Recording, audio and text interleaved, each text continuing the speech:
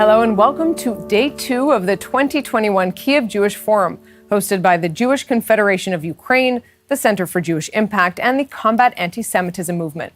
I'm Nurit Ben. We're thrilled to have you back with us for the culmination of this important annual gathering. Yesterday, we heard about many things, including the challenges and opportunities facing Jewish communities worldwide in the year ahead. We also marked the 30th anniversary of the establishment of official diplomatic ties between Ukraine and Israel. Today, we'll learn from top officials and experts on the fight against rising anti-Semitic hate speech, both online and off, and explore the high-tech prowess of Israel as a startup nation and its lessons learned for others. We'll also find out how Ukraine and Israel are collaborating in the field of health to address urgent needs, of course, most notably, the ongoing global COVID-19 pandemic. We'll also hear about the critical mission of promoting Jewish education.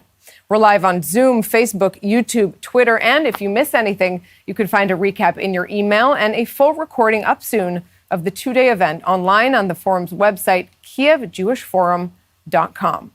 Now, to get the ball rolling, I'm pleased to welcome one of the most prominent voices of Ukrainian Jewry today, the long-serving Chief Rabbi of Ukraine, Yaakov Bleich. Rabbi Bleich, thanks so much for being with us today. Thank you. Good morning. Thank you so much.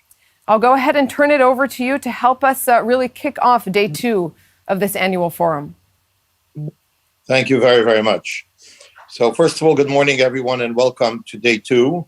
Those that have been in previous forums and those that have been yesterday understand the value and the importance of this forum and bringing together Jews from all over the world, and not only Jews, but also others that are decision makers and have an impact and understand the importance of what is happening in today's world and how it's impacting Jewish communities throughout the world, especially in Ukraine and in Israel. I want to thank our president, Boris Loshkin, who's come up with this fascinating and magnificent idea and for the third time has put it together and got it going along with his staff and assistants. This forum is taking place not long after Hanukkah. Hanukkah, the lesson of Hanukkah was how the Jewish people live a supernatural life. We don't always rely on the natural. We rely on God, and God raises us, and as we rise to our challenges, and that is the message of Hanukkah, and I think that that's the message of the rejuvenation of life in the former Soviet Union, especially in Ukraine, since its independence, where the Jewish community has come back and been able to rejuvenate itself and even think about such things as its relations with Israel and partnership with Israel. That's a very important thing because partnership is a two-way street.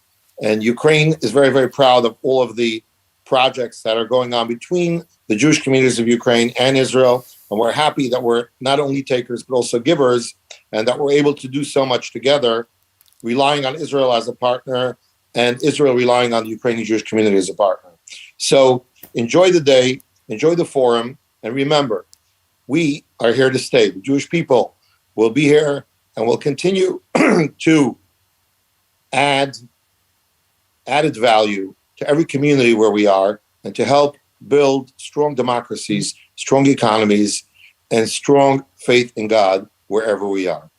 Thanks so much, Rabbi Yaakov Bleich, and we'll be coming back to you a little bit later in our conversation about education and technology. But first, our next distinguished guest is Israel's Minister of Tourism, Yoel Razvozov. We'll be happy to hear your insights, Minister, on the relationship between Israel and Ukraine. A big part of that is tourism, and of course, in this tough time, nearly 2 years into the pandemic, that has been a major challenge.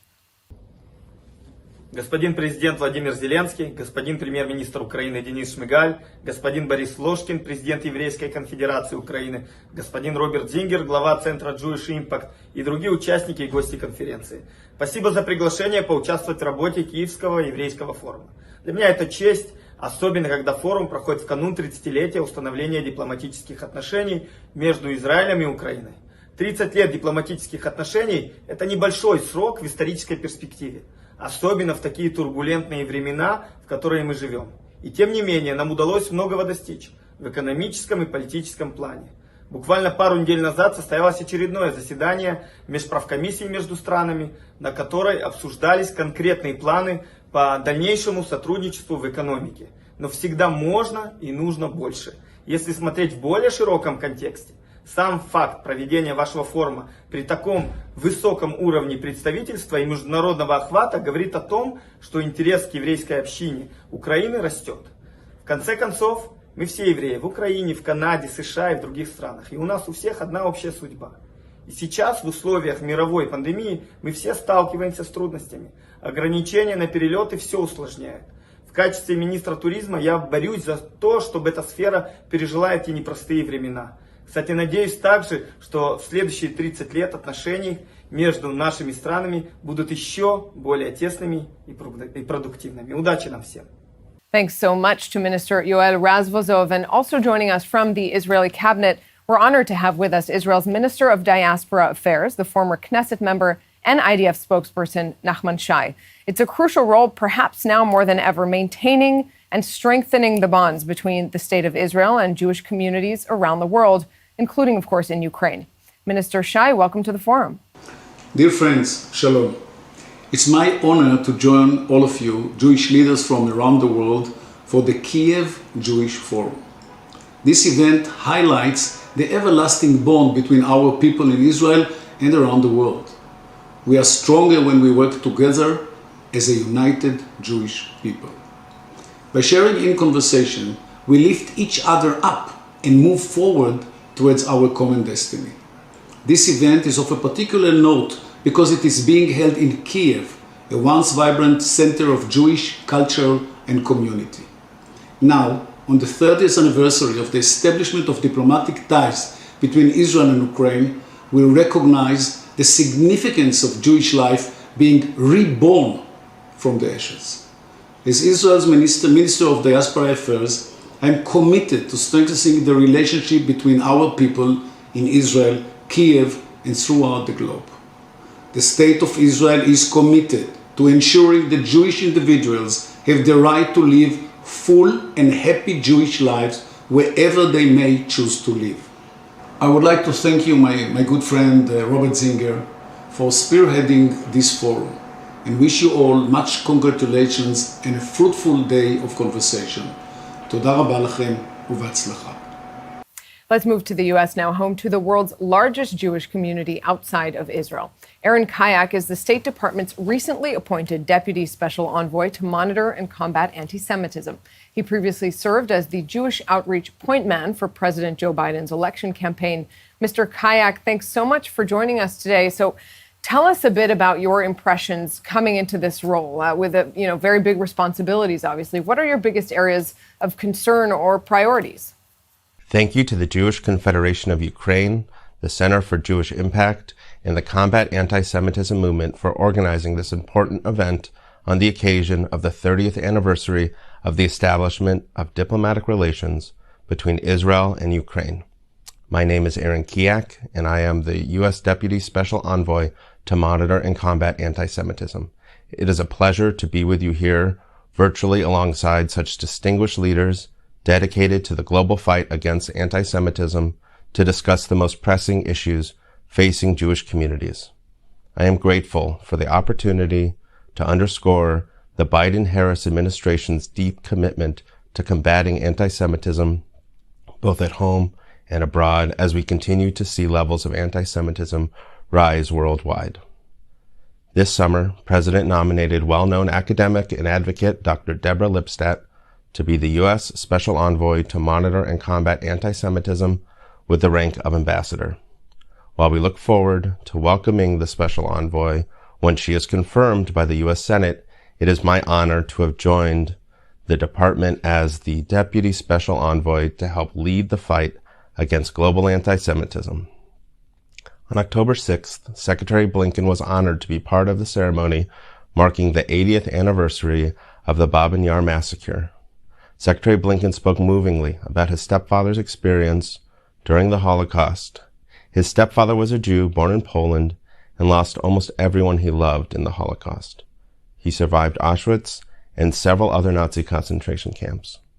When Secretary Blinken's stepfather addressed the Soviet delegation in 1971, he talked about the dangers of anti-Semitism, the hard work societies must do to root out ethnic and racial hatred, and the perils of covering up the darkest periods of our history. He urged the delegation to visit Babin Yar to see the human consequences firsthand. We have witnessed an alarming rise in anti-Semitism around the world for well over a decade. One of the most shocking consequences of the Israel-Gaza escalation earlier this year is that it led to an explosion of anti-Semitic rhetoric, violence, and other incidents. This included in the United States, which experienced a startling 80% increase in anti-Semitic incidents during the month of May. We unequivocally condemn all attacks targeting Jews, Jewish places of worship, community centers, and cemeteries, as well as anti-Semitic rhetoric in the United States and abroad. As President Biden said on May 28th, in recent days we have seen that no community is immune. We must all stand together to silence these terrible and terrifying echoes of the worst chapters in world history and pledge to give hate no safe harbor. The importance of governments condemning anti-Semitic acts and rhetoric as they occur cannot be overstated. As Secretary Blinken outlined in a May interview in Israel, we all have to be attentive when we see anti-Semitism emerge anywhere, whether it's in the United States or whether it's anywhere in the world. We have to take it seriously. We have to address it. We have to deal with it. The response from the United States, Ukraine, and our partners around the world must be cooperative and comprehensive. The United States' priorities, including working together to condemn and counter anti-Semitism whenever and wherever it occurs, whether online or offline, ensuring physical security for Jewish communities, the investigation and prosecution of hate crimes, educating the public, especially youth, countering Holocaust denial and distortion, and urging countries to appoint anti-Semitism coordinators and to embrace and apply the International Holocaust Remembrance Alliance working definition of anti-Semitism inclusive of its examples. The Ukrainian parliament's adoption of the law on preventing and countering anti-Semitism in September is a step towards this goal, and we urge the Ukrainian government to join IRA as an observer. IRA, among other things, is a forum of like-minded countries to strengthen efforts to promote education, remembrance, and research about the Holocaust. For the past few years, Congress has directed $1 million annually to be spent to combat anti-Semitism globally as part of larger efforts to promote international religious freedom. The State Department has built interfaith networks in Central Europe to advocate for greater societal inclusion for members of all religious minority groups, including Jewish communities. We have supported civil society organizations in Europe to counter hate speech online by posting positive messages and memes to fight intolerance and xenophobia towards religious and marginalized communities. These efforts help raise awareness for the problem, debunk inflammatory rhetoric, and advance effective counter-narratives. At the Malmö Forum in Sweden in October, Secretary of State Blinken announced 3 meaningful and concrete national pledges which will build on our previous work so that the memories of those murdered in the Holocaust will be accurately remembered, and we will continue to work toward a world free of anti-Semitism and other forms of hate. These include a $1 million funding opportunity for a program to counter online anti-Semitic hate speech in the Middle East and North Africa, a series of international visitor leadership programs with a dual focus on confronting and countering Holocaust distortion and anti-Semitism in North Africa, the Middle East, Europe, and Latin America to engage in innovative problem-solving and share expertise and strategies with foreign government officials, teachers, community, educators, law enforcement, prosecutors, judges, faith leaders, and civil society representatives. Subject to congressional approval, $1 million for a program to support the objectives of the IRA Global Task Force Against Holocaust Denial and Distortion, including the hashtag Protect the Facts campaign. We must work together to fight anti-Semitism and intolerance in all forms and to defend the values and freedoms that protect human rights and dignity for everyone.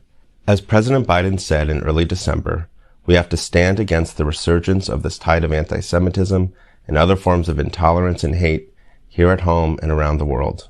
The United States is steadfast and its ongoing commitment to counter rising global anti-Semitism, we will not cease in our efforts to turn the tide of hate around the world. We look forward to continuing to partner with all of you. Thank you for the opportunity to address you today.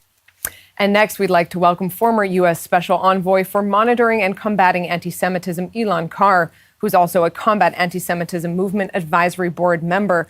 During his 2 years at the State Department in the administration of former President Donald Trump, Mr. Carr led the country's efforts to confront anti-Semitism around the world, spearheading a number of groundbreaking initiatives. Mr. Carr, as always, it's a pleasure to have you with us. Thanks for being part of the forum.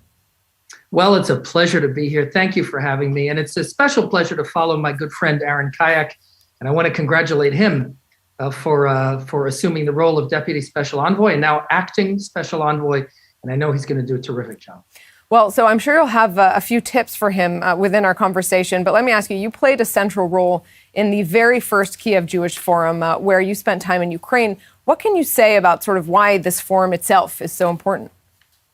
Oh, well, this forum is so deeply important. And I want to acknowledge and salute my good friend Boris Loshkin and his great team at the Jewish Confederation of Ukraine for putting this incredibly important forum on. You know, it's critical for two reasons. One is to educate about and to celebrate the breathtaking Jewish history of Ukraine. I mean, this is a deep, robust Jewish history of many, many centuries. And not only Kyiv, of course, where this forum is held, but literally from Dnipro to Lviv, right? From eastern to western Ukraine and everywhere in the middle, Kyiv being right in the center, and of course, Uman being south of Kyiv. The history of the Jewish people in Ukraine is remarkable and extraordinary. One cannot talk about the Ashkenazi Jewish heritage of Europe without talking about the Ukrainian Jewish community. For all the centuries it's been there. So it's remarkably important to celebrate that history and that lineage, and also, of course, to mourn and to understand how that community, or so many, a large percentage of that community came to an end in the Holocaust. So that's one reason why this forum is so deeply important. The second reason it's so deeply important is to celebrate Ukraine today and how stunning has been the transformation of Ukraine. Look, we know during the Holocaust, far too many Ukrainians were enthusiastic collaborators with the Nazis in the extermination of the Jewish population of Ukraine. But today, truly, there is a culture of philo-Semitism in Ukraine. This is a breathtaking transformation. Now, of course, no country is perfect. There's anti-Semitism everywhere in the world, and there's some anti-Semitism in Ukraine. But, you know, one thing I said when I was at the very first Jewish Forum 3 years ago, is that in the election for the president of Ukraine, where candidate Zelensky was leading in the polls over the incumbent by 40 points, the Jewishness of then candidate Zelensky was never an issue in that presidential campaign. Of course, Zelensky won the election and now has been president of Ukraine. How grateful are we that he joined us yesterday in this Kyiv Jewish Forum? But, you know, this is a remarkable story. And so if we really want to fight anti-Semitism, it's not enough to just point to the bad stories in the world. There are too many of those, of course.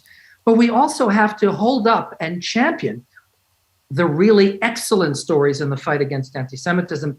Ukraine is a very, very important story in that global fight against anti-Semitism, despite the fact that some of Ukraine's neighbors have been trying to promote a story about Ukraine that is contrary to reality and undermining this incredible transformation of Ukraine from anti-Semitism decades ago to, in many respects, philo-Semitism today.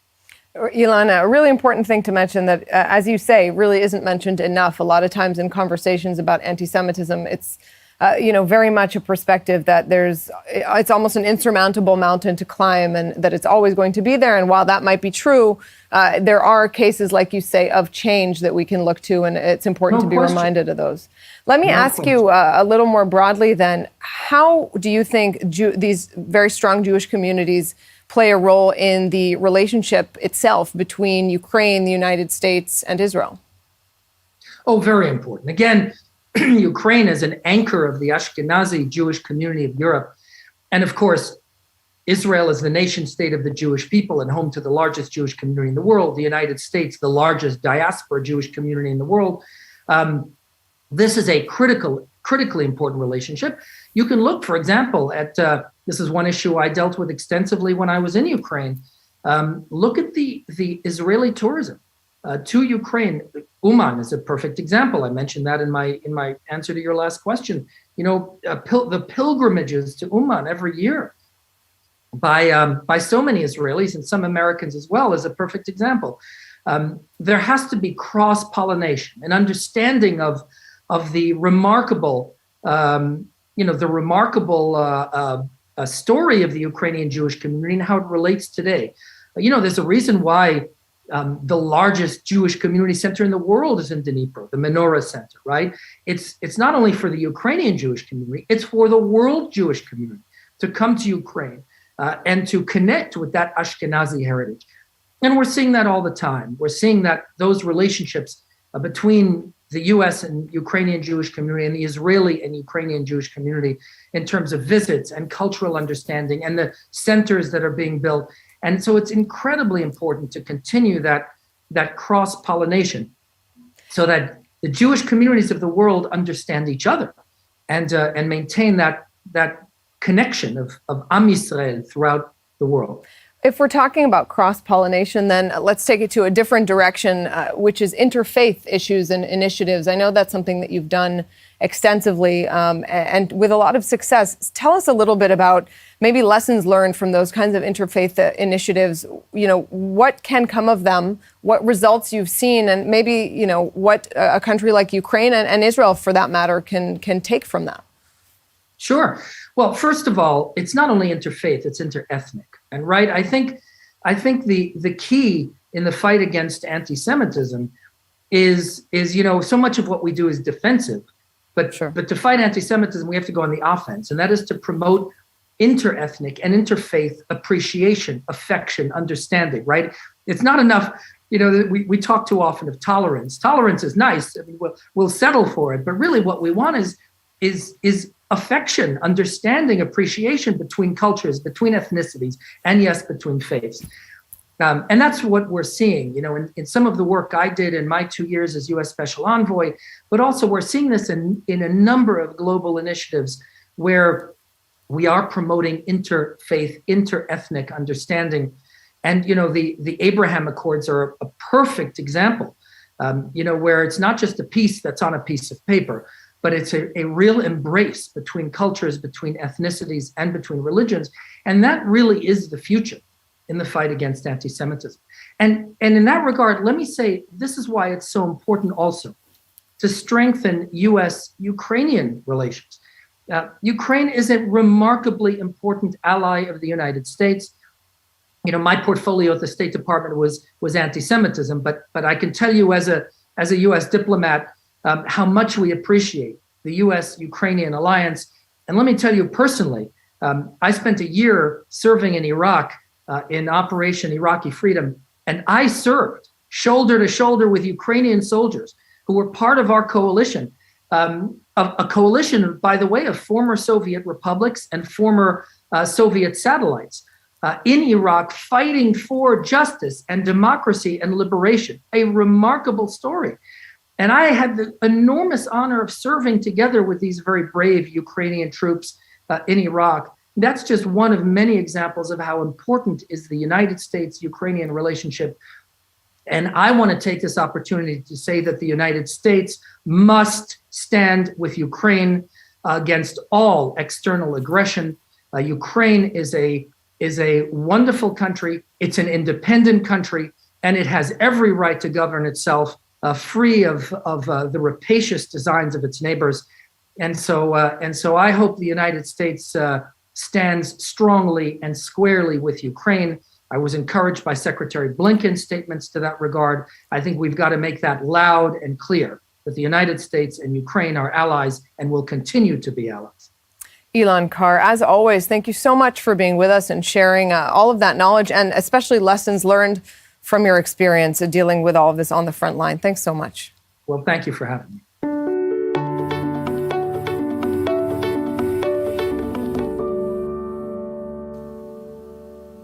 And we're going to open this up now to a wider discussion on really the most important issue at the heart of this forum. The past year has seen a disturbing rise in anti-Semitism around the world, including an unchecked surge of hate speech targeting Jews, particularly online. Joining us now, a very special panel of guests, among them several of the world's top officials tasked with fighting anti-Semitism at both the national and international levels. I want to welcome Ukraine's Minister of Internal Affairs, Denis Monastyrsky, Canadian Special Envoy on Preserving Holocaust Remembrance and Combating Anti-Semitism, Dr. Erwin Kotler, OAS Commissioner to Monitor and Combat Anti-Semitism, Fernando Lautenberg, and head of the Israeli Foreign Ministry's Bureau for World Jewish Affairs and World Religions, Shuli Davidovich. Also joining the conversation, European Commission Coordinator on Combating Anti-Semitism and Fostering Jewish Life, Katerina von Schnurbein. And to lead the discussion, let's now welcome back Robert Singer, Chairman of the Center for Jewish Impact and Senior Advisor to the Combat Anti-Semitism Movement. Robert, great to have you back here. I'll turn it back over to you. Dear friends and panel participants and our audience tuning from all over the world, today, just a few weeks after the commemoration of the 80th anniversary of the Babi Yar massacre, I would like to present to you a few disturbing statistics published by European Union and some other agencies on the state of anti-Semitism in Europe and the worst crime in human history, the Holocaust, occurred less than span of a human lifetime ago. More than 80% of young European Jews say today anti-Semitism is a problem in their country. And 44% of them have themselves experienced anti-Semitic harassment. Due to this situation, about 38% of European Jews say they are considering immigration.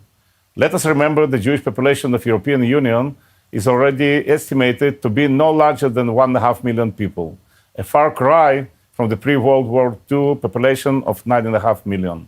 Ukraine has long been home to one of the world's largest significant Jewish communities, which has experienced both great triumphs and horrific tragedies.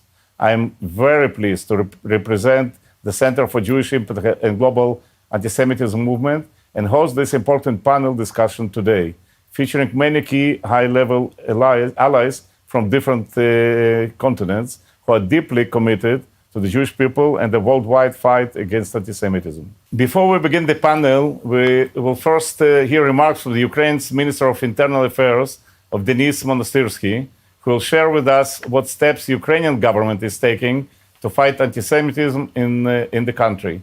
Minister Monastyrsky, welcome. Маю честь представити нашого першого спікера, міністра внутрішніх справ України, пана Дениса Монастирського. Він поділиться з нами своїм баченням щодо теми антисемітизму в Україні. Будь ласка, шановний пане міністр. Дякую вам за запрошення взяти участь у цьому важливому форумі. Маю велику приємність долучитись до відкриття цього міжнародного заходу, покликаного сприяти великій справі подальшого поглиблення українсько-єврейського порозуміння. Маю відзначити, що проведення вже третього за ліком Київського єврейського форуму свідчить про актуальність існування такого формату, який збирає до гурту владу, громадськість, представників експертного середовища, релігійних діячів, бізнес та багато інших з України та за кордону. Всіх, кому не байдужі питання українсько-єврейського діалогу. Адже це нагода поділитися своїми поглядами на сьогодення і розвиток юдейської спільноти, боротьби з антисемітизмом, збереження пам'яті про Голокост, вшанування жертв Бабиного Яру тощо. Як міністр внутрішніх справ України хотів би приділити увагу трьом аспектам, що лежать в полі зору МВС України. Перше і ключове – це антисемітизм. Хочу впевнено сказати, цьому явищу в Україні місця немає і не буде. Система МВС, до якої входить Національна поліція, Національна гвардія, Державна служба надзвичайних ситуацій, прикордонники та міграційна служба докладає максимум зусиль для недопущення будь-яких маніпуляцій і спроб розбрату суспільства на основі національних особливостей чи віросповідання, сіяння ворожнечі через суб'єктивне трактування історичного минулого чи пропаганди новітніх штучних гіпотез міжетнічної ненависті. Ми добре розуміємо, що подібні суспільні прояви печерного невігластва є все ще живучими і доволі небезпечними, здатними стати надзвичайно серйозною гібридною зброєю у проведенні ворожих спеціальних інформаційних операцій проти нашої держави. Як свідчить статистика, за 11 місяців цього року в Україні відкрито 10 кримінальних проваджень за фактом вчинення таких дій. Більшість таких правопорушень пов'язані зі звичайним хуліганством, але не є проявами ненависті. У більшості з цих проваджень фігурантам повідомлено про підозру. Проводяться необхідні подальші слідчі дії для притягнення осіб до відповідальності. Більшість цих справ знаходяться на особистому контролі керівництва Національної поліції, і стан їх розслідування регулярно перевіряється. Крім того, ведеться послідовна робота над профілактикою та запобіганням вчинення такого роду протиправних дій. Наше міністерство працює прозоро і відкрито. За попередньо досягненою домовленістю ми щомісяця обмінюємося усією важливою інформацією щодо виявлених проявів антисемітизму з Єврейською конфедерацією України і налаштовані на продовження такого співробітництва. Друге. Ми всі чудово знаємо, що в 18 столітті в Україні виникла релігійна течія юдаїзму – хасидизм. Засадничим принципом духовних переконань хасидів є паломництво до могил їхнього духовного наставника. Популярними місцями хасидського паломництва в Україні, крім найвідоміших Умані й Меджибожа, є також Мукачево, Белз, Бердичів, Браслав, Гадяч, Сагдгора. Традиційно щороку в період Рош-Кашана відбувається масштабне паломництво братславських хасидів до могили цадіха Нахмана в місті Умань. Гарантувати проведення цього заходу в умовах безпеки та порядку – надзвичайно важливе завдання для нас. МВС України щоразу виділяє значну кількість правоохоронців, військовослужбовців та рятувальників для належного супроводження цього заходу. Цього року в Україну прибуло близько 30 тисяч вірян з різних країн світу. Усі заходи були проведені на високому рівні. В цьому нам також допомагають наші колеги з держави Ізраїль, надсилаючи в придані сили поліцейських та рятувальників безпосередньо з Ізраїля. Ми щиро вдячні за таку плідну взаємодію. Третє і не менш важливе питання, над яким міністерство працює останні кілька років, є подолання проблемних явищ в імплементації українсько-ізраїльської угоди про безвізові поїздки громадян, що була підписана між Кабінетом міністрів України та урядом держави Ізраїль у 2010 році. Йдеться про значну кількість відмов громадянам України у перетинанні державного кордону держави Ізраїль, так і про недопуск окремих громадян Ізраїлю при в'їзді до нашої країни. З огляду на пандемію COVID-19 та без запровадження обмежень на перетин кордону Ізраїлю та України іноземцями, у 2020-2021 роках задане питання тимчасово втратило свою гостроту. Однак з відновленням подорожей подібні ситуації можуть знову мати місце. Неодноразові спроби Міністерства внутрішніх справ врегулювати наявну проблему шляхом проведення міжвідомчих нарад та ініціювання окремих рішень до успіху поки що не призвели. Тому до вирішення цієї проблеми пропоную підійти комплексно, як на рівні правоохоронних органів, експертних та політичних кіл. Наше завдання – виробити такий механізм, який був би ефективним та влаштовував обидві сторони. Українці та євреї живуть пліч-опліч на українських землях уже майже 2000 років. Нарізно і спільно вони сплели полотно культурної, мовної і історичної спадщини сучасної України. Тривалі періоди мирного співіснування переривалися роками трагедій, які розділяли людей різними доленосними переживаннями і суперечливими наративами. Врешті-решт, обидва народи зуміли відновити свою державність, на алтар якої лягли роки жертовної боротьби найкращих наших представників. Сучасні дружні держави Україна та Ізраїль схожі своїм цивілізаційним вибором та продовженням боротьби за існування. Адже не випадково Ізраїль став однією з перших країн, які визнали Україну як незалежну державу і встановив з нею дипломатичні відносини. Таким чином склалось так, що діалог між етнічними українцями та євреями переріс у діалог між двома націями, які у ХХ столітті набули власної державності. Скажу без перебільшення, для дещо молодшої в сучасному вимірі України історія відновленого Ізраїля є красномовним прикладом того, як виборювати, досягати, будувати і зберігати державну незалежність. Передумову для величі і свободи будь-якої нації. Глибоко переконаний, що шляхом підтримки одне одного на міжнародній арені, поглиблені розуміння широти, складності та різноманітності українсько-єврейських відносин протягом століть, збереження вільного безвізового режиму подорожей, нам судилось будувати взаємовигідне і процвітаюче майбутнє дорогих нам України та Ізраїлю. Користаємось цією нагодою. Дякую вам за увагу. Дякую, пане Minister, and thank you so much. And obviously, as you said, there are over 1,000 years of joint history of Jewish people in Ukraine. And now to the panel. We'll switch back to English. And I'll start with Shuli Davidovich, the head of Israeli Foreign Ministry Bureau for World Jewish Affairs and World Religions. Mrs. Davidovich, what role must the Israeli government play in the global fight against anti-Semitism? Thank you very much, Robert, and thank you very much for inviting me and the Ministry of Foreign Affairs to attend such a timely and important forum. We appreciate very much what the Ukraine government is doing to promote the fight against anti-Semitism and Holocaust remembrance. The Ministry of Foreign Affairs in Israel is leading the efforts of the Israeli efforts to unite and to join hands in this global challenge. With the unique presence in 180 cities, capitals, and other cities around the world via our embassies and consulates, the Israeli Ministry of Foreign Affairs is working together with different governments, parliaments, local authorities, civil societies, heads of churches and other religions, rectors of universities, and many others, really to fight this global challenge, whether it comes from the right, from the left, from the Muslim communities.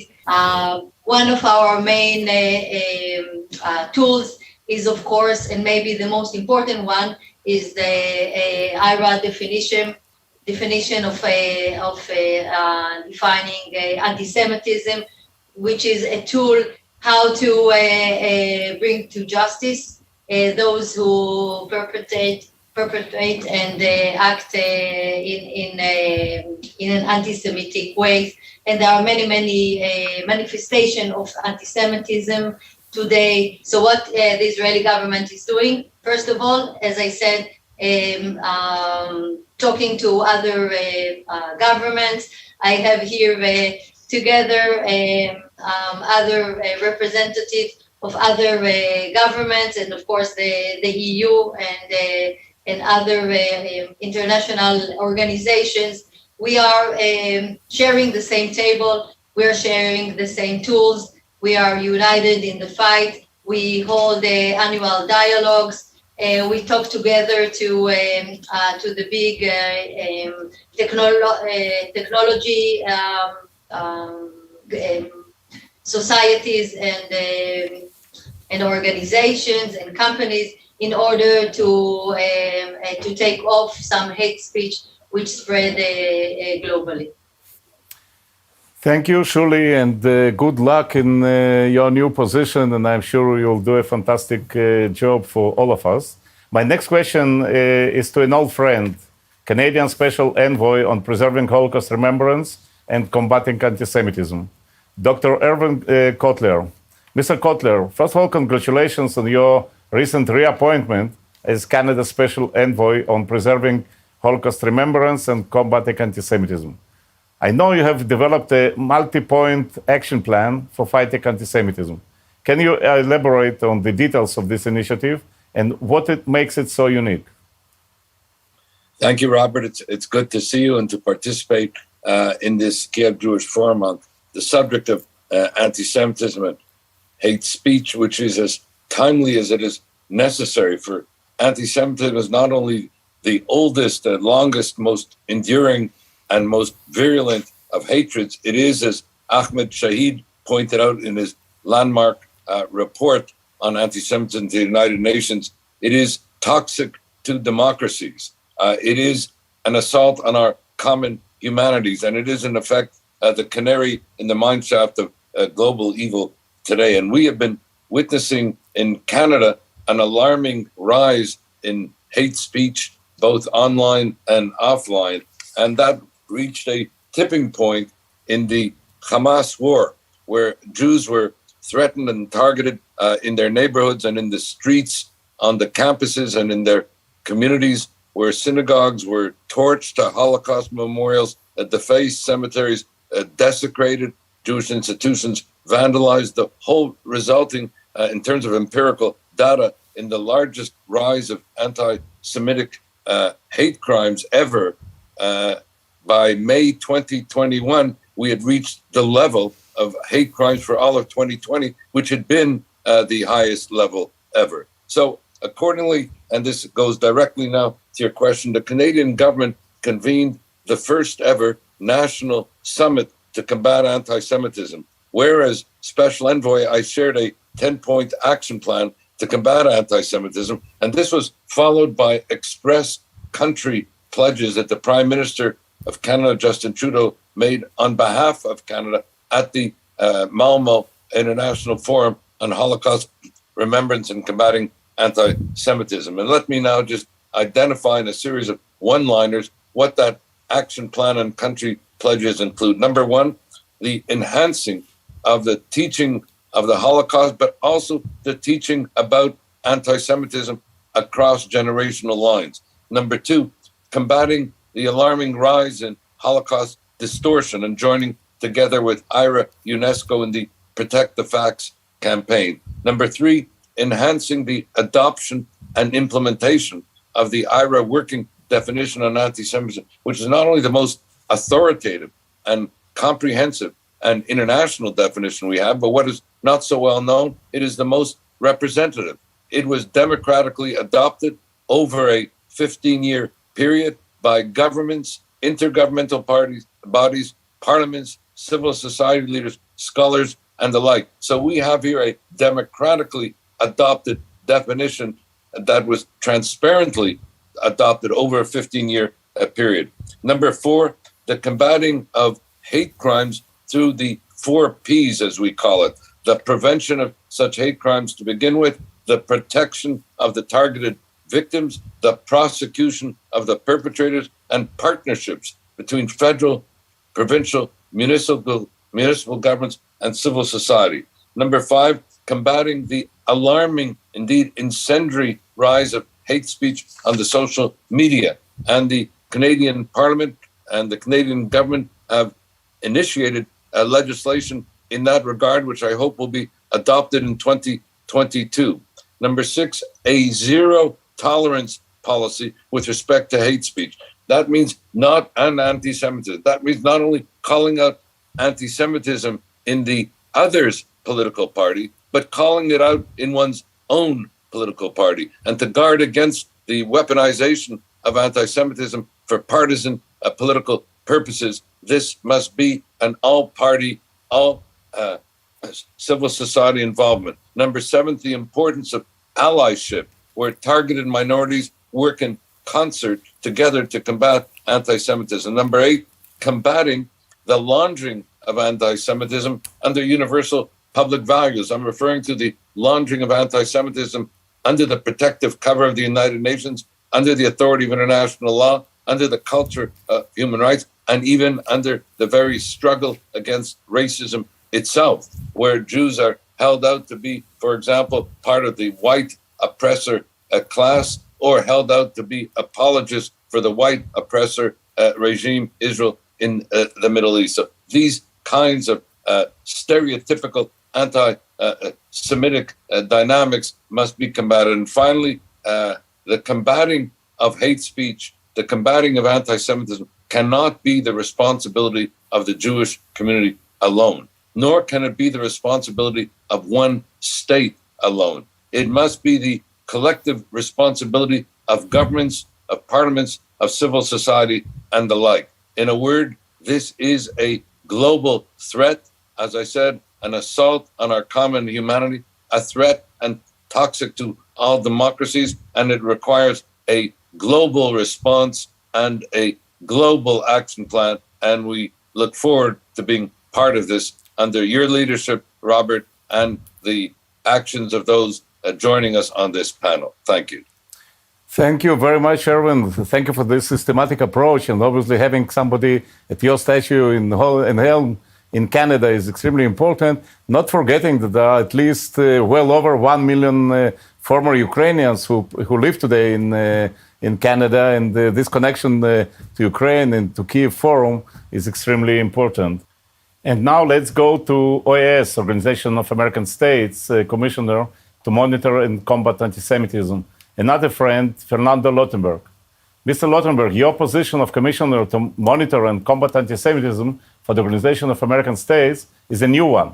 Tell us a bit about why creating this role was necessary and what is your mission there?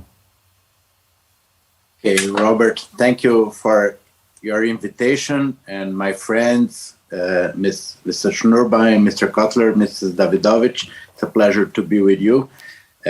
When I was invited to this meeting, I said I could not decline an invitation coming from the city where my grandmother was born. So even virtually, it's a pleasure and an honor to be in Kyiv with you.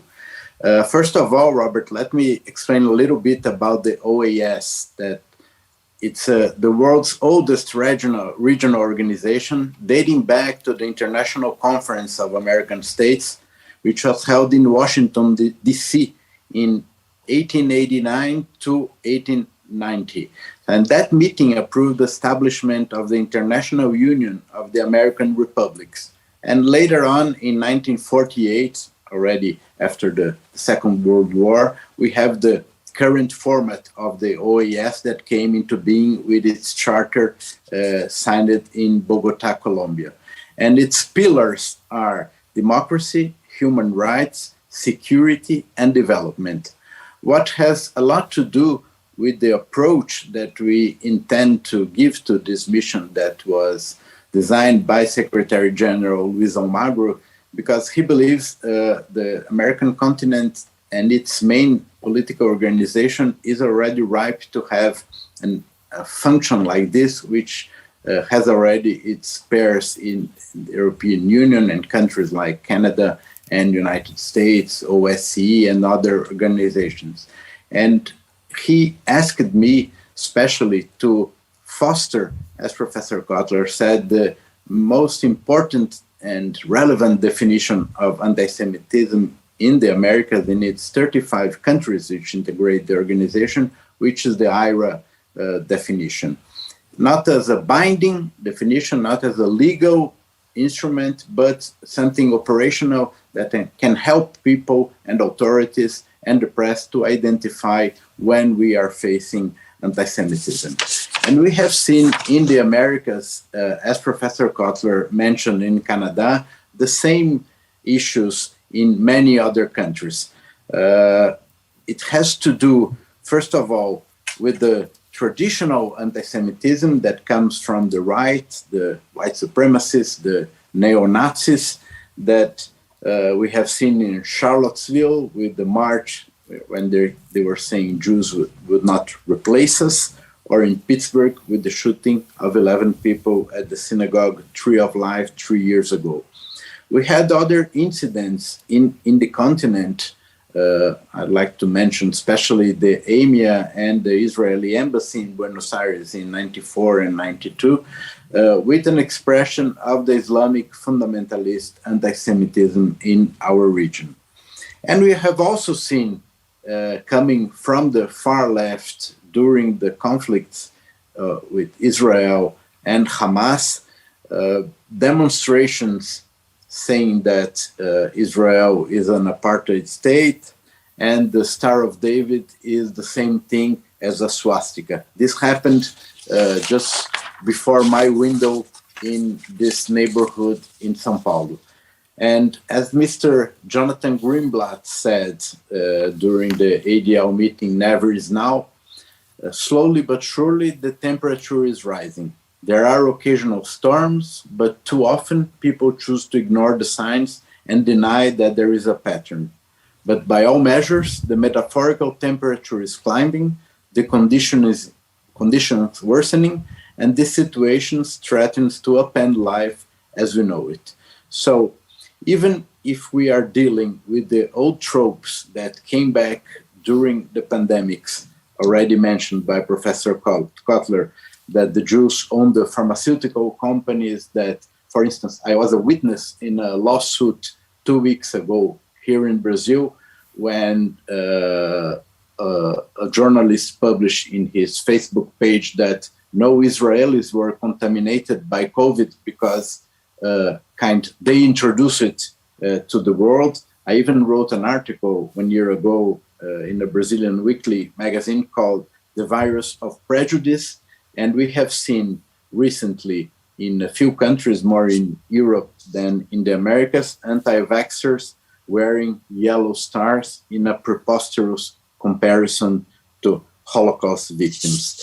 And as I said, in the other side of the spectrum, the new face of the anti-Semitism as a demonization of the state of Israel and putting it as a racist or endeavor, as is mentioned in the IRA. So I think we have seen in a few countries also good news. It's not only bad news. And I'd like to share with you some things that have happened in Brazil during these last months.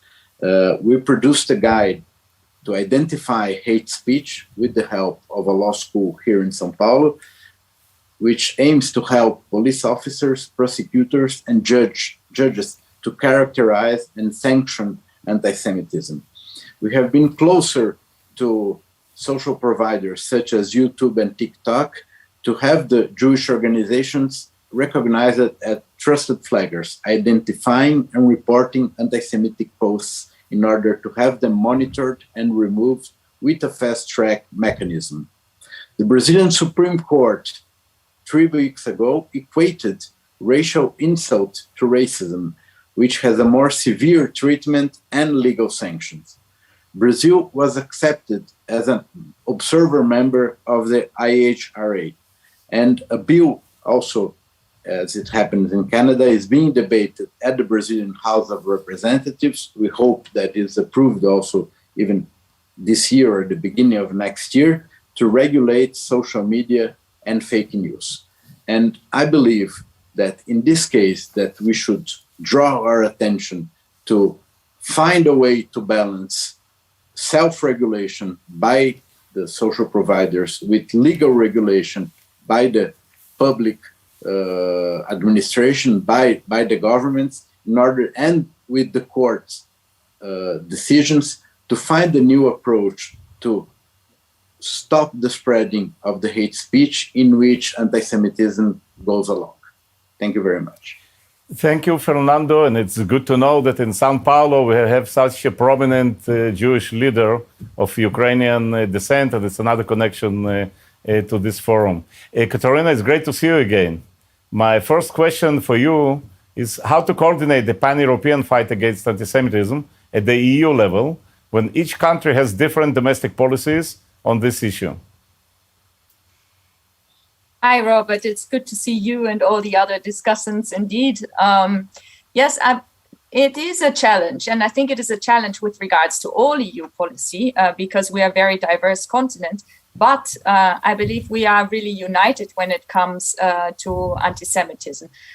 We understand very well on European level that we can do a lot, but unless it trickles down and it is embraced and echoed by the member states of the EU, by cities, by civil society, actually we will not achieve the goal which is at the heart of this strategy for Jews to see a future for themselves and for their children here in Europe. So for us, it is key to work together closely with the member states and the national authorities to work with the Jewish communities in order to make sure that we work also in their interest and with regards to their necessities and their ideas, and to make sure that the activities that we have and the initiatives that are part of this strategy actually serve the purpose. There are over 70 initiatives. And we pledged as European Union at Malmö, and President von der Leyen herself, 70 different initiatives, some of them on European level and others on national level. And I think it's this interplay that actually helps us, each in our own competences, to move forward. For example, when it comes to hate speech online, the EU has a clear competence. There is a legal framework which, for example, criminalizes Holocaust denial and trivialization. We have now started infringement procedures with regards to those member states who have not yet implemented this piece of legislation correctly. But then it is, of course, once it is implemented on national level, for the member states to ensure that there is also proper prosecution of haters online and offline, to also against those who spread Holocaust denial or trivialization, and that these are being brought to justice. So it's really the connection between the two, and even further down levels to the local and the city level, that can make us successful. I believe it's also important to use the existing structures when it comes to uniting the European countries on European level. For example, there have been 2 council conclusions in 2018 and 2020 that are very clear with regards to pushing back on anti-Semitism, where member states already pledged to have national strategies on anti-Semitism. And I believe with this European strategy, there is a good example also in terms of structures and the different areas that need to be covered. Security is a responsibility above all for member states, and the security of Jewish communities must be in the interest of the state, just as any other for any other citizen. And so we on European level can support it, for example, with different projects, also intercommunal projects, but it is for the member states to ensure that Jewish premises and Jewish communities are secure, and that the funding for these measures does not rest with the community. The European Commission based this strategy very strongly on the IRA definition, which has been mentioned before, and we encourage member states to also adopt it. And in order to support its use, we have, together with the IRA, issued this year a handbook on the practical use of the IRA definition. So, it's really this interplay, I think, that helps us to advance on the various levels. Thank you, Katerina. And as you said, the key is to work together both on European level and on a global level. And the vast experience of people sitting on this panel and presenting on this panel is absolutely amazing. And the way that you succeed to work on a global level and exchange the best practices is obviously the right thing in the right direction. I would like to go back to the Israeli Foreign Minister, to Mrs. Davidovich. What are the most troubling contemporary anti-Semitic trends worldwide from Israel's perspective? So you rightly said, Robert, that there are a number of troubling trends. We can't speak on one only. There is, of course, the trend of anti-Semitism that comes from the far right. We hear different politicians speaking in different ways. We see anti-Semitic activities that come from the right. Just now, as you rightly described in the beginning of our panel, that there were a number of anti-Semitic attacks. Now in the days of Hanukkah in East Europe, in the US and in other places. Another very troubling trend is anti-Semitism that comes from the right, from the far or extreme left, where we see normalization of hate speech, where even politicians use language that normalize anti-Israeli activities or anti-Israeli sentiments that really is an anti-Semitic or anti-Jewish manifestation. Of course, there is also anti-Semitism that comes from the Muslim world. We hear imams. Of course, we know activities such of the Qatar government that brings money to campuses and other places. We see a worrying trend of Holocaust distortion and disrespect, and we see a very sharp rise in hate speech in the different social media outlets, as Irving said, and also Fernando. One of the importance of the ARA definition is the fact that we cannot tolerate any hate speech, and we cannot tolerate any anti-Israeli activity or anti-Semitism that actually is a different manifestation of Jew hatred. And when we hear different politicians talking about Israel as an apartheid state, that after that is translated to attacks against Jews around the world, this is something that is extremely worrying, and we need to work together against it. One other very worrying trend is, and maybe the most poisoning environment today, is in the campuses, where Jewish students on a daily basis are being attacked because they are Jews, because they have relatives in Israel, because they identify with the state of Israel. Of course, we saw it in May when there was the front and the violence in the south. And not only Jewish students told us, we cannot identify with Israel, we cannot write things in social media in favor of Israel, because not only our peers in the academia will attack us, but also our professors in the universities, and they might hurt our scores and grades, and they are afraid of talking Hebrew and wearing Magen David, and telling that they are Jews on the campuses.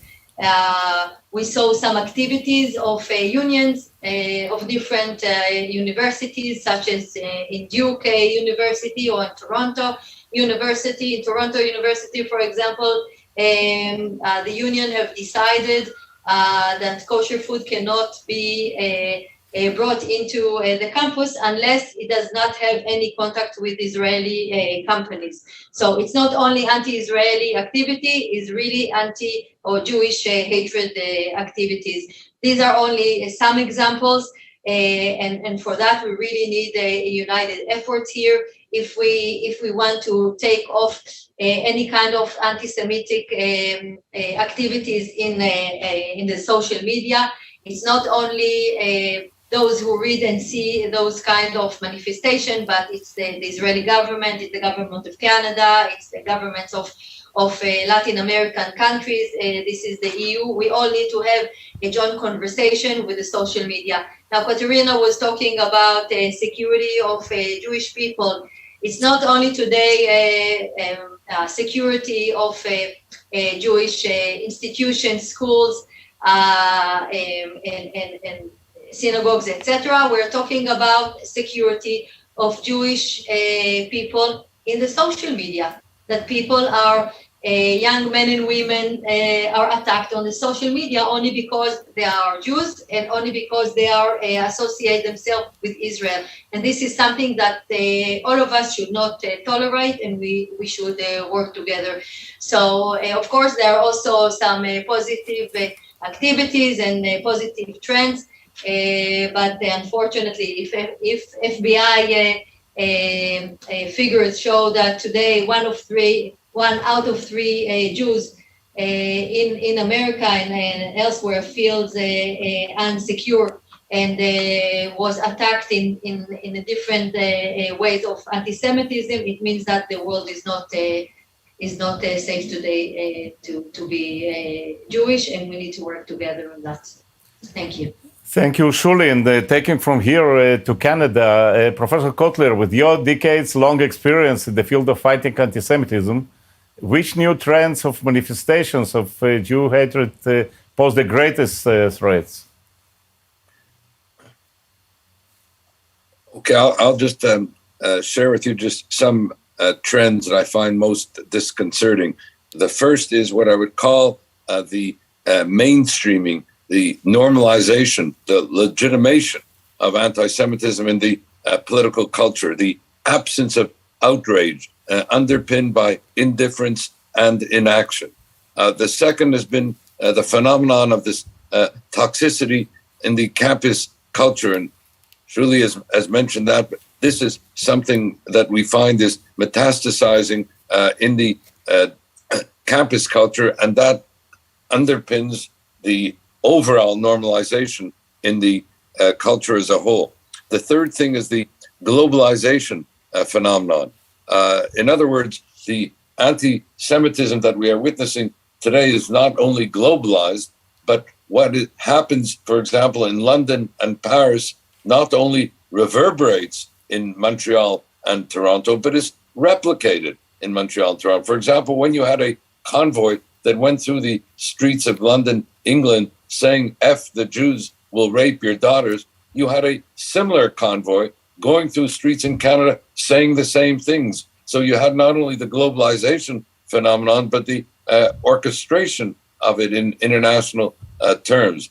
A fourth dynamic is the marginalization of the combating of anti-Semitism within the struggle against racism itself. And while we must be concerned, for example, here in Canada with systemic racism against Indigenous people, Blacks, people of color, Asian, Canadians, bigotry against Muslims, what we are finding is that anti-Semitism is being marginalized in that struggle against racism. And this leads to the last point that I want to mention, and one of the more insidious ones, and that is anti-Semitism is actually laundered under the very cover of anti-racism. So not only is the struggle against racism marginalizing anti-Semitism in that struggle, but the struggle against racism is being instrumentalized with respect to incentivizing anti-Semitism. So these are the dynamics that we're witnessing here in Canada, but which have, as I say, a global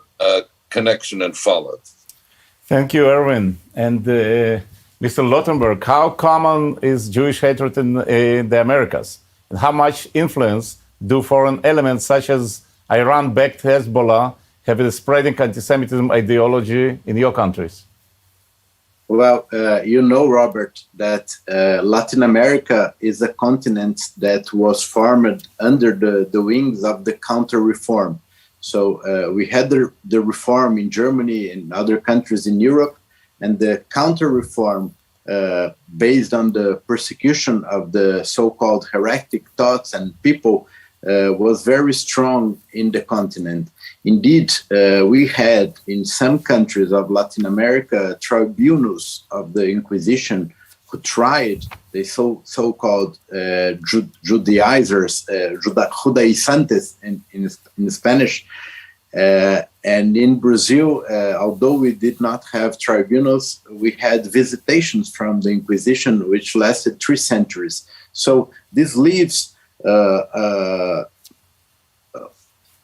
a culture that is still felt in some parts of the continent, despite the efforts made by the Catholic Church, especially after the Vatican Council 55 years ago. Is still something that perspires some traditional anti-Semitism. Regarding the Islamic fundamentalism that you mentioned, we have seen before, especially in Argentina, with the attacks against the Israeli embassy and against Temia in the 90s, its strength. And while we were at the front of the Jewish Federation of Brazil, and we have met many times, we pushed for an approval of a new anti-terrorism law that was very effective and thwarted some attempts of attack during the Olympics, which were conducted in Rio de Janeiro a few years ago. So it's not something that we see very concretely all the time, but we know they are there and they have the support and the welcoming of some of the governments in the region, especially in Venezuela, where you see a presence and an importance of Iran and Hezbollah very strong, and which cannot be explained by normal means. There is something added to their presence, and we have all to be alert all the time so that episodes like happening in Buenos Aires cannot repeat themselves in our countries. Thank you. Thank you, Fernando. Very disturbing. Katarina, what is the unique about the EU strategy to combat anti-Semitism and mainly foster Jewish life that makes it different from past initiatives? Robert, I believe with this strategy, we're really turning a page. It's the first of its kind, the first ever EU strategy on combating anti-Semitism and fostering Jewish life, so the two together. It's a strong political statement, really the expression of the EU and its determination to put an end to anti-Semitism and to commit to a future for Jewish life in Europe.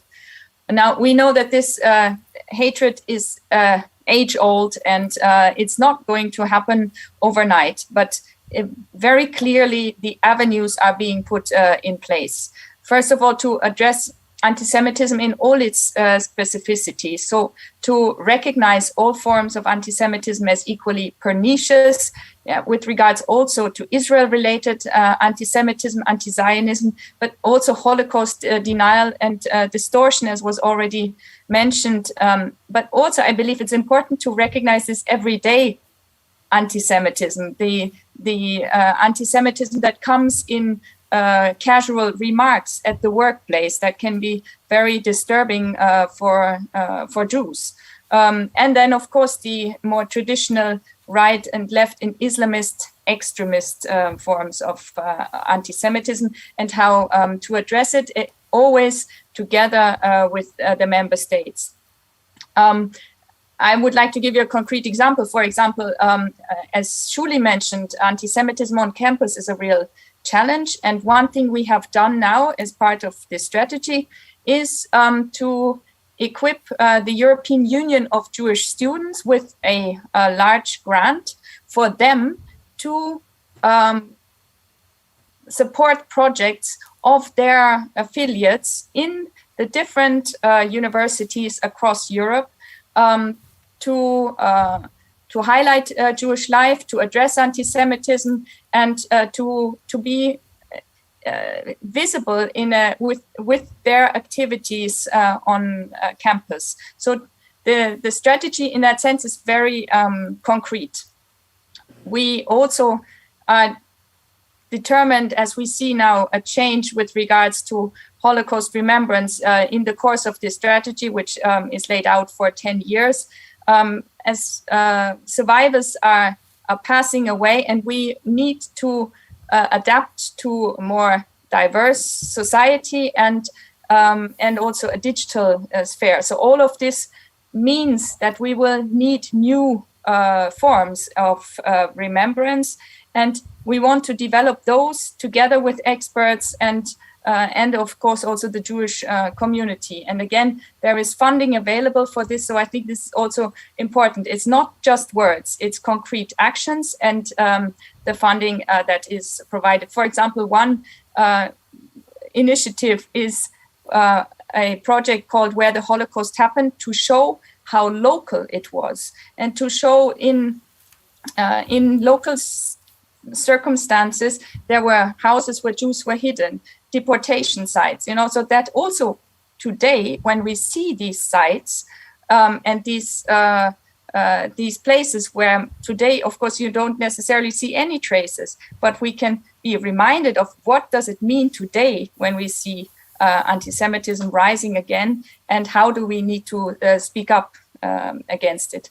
Then, of course, on a more long-term and also a broader scale is the aspect of education. So curricula is one thing, but really it is also about the training of teachers and ensuring that member states will have programs at hand to train not only the history teacher or the religious teacher, but also, the sports teacher. Everyone needs to recognize anti-Semitism and needs to be able and needs to be equipped to address it when it occurs.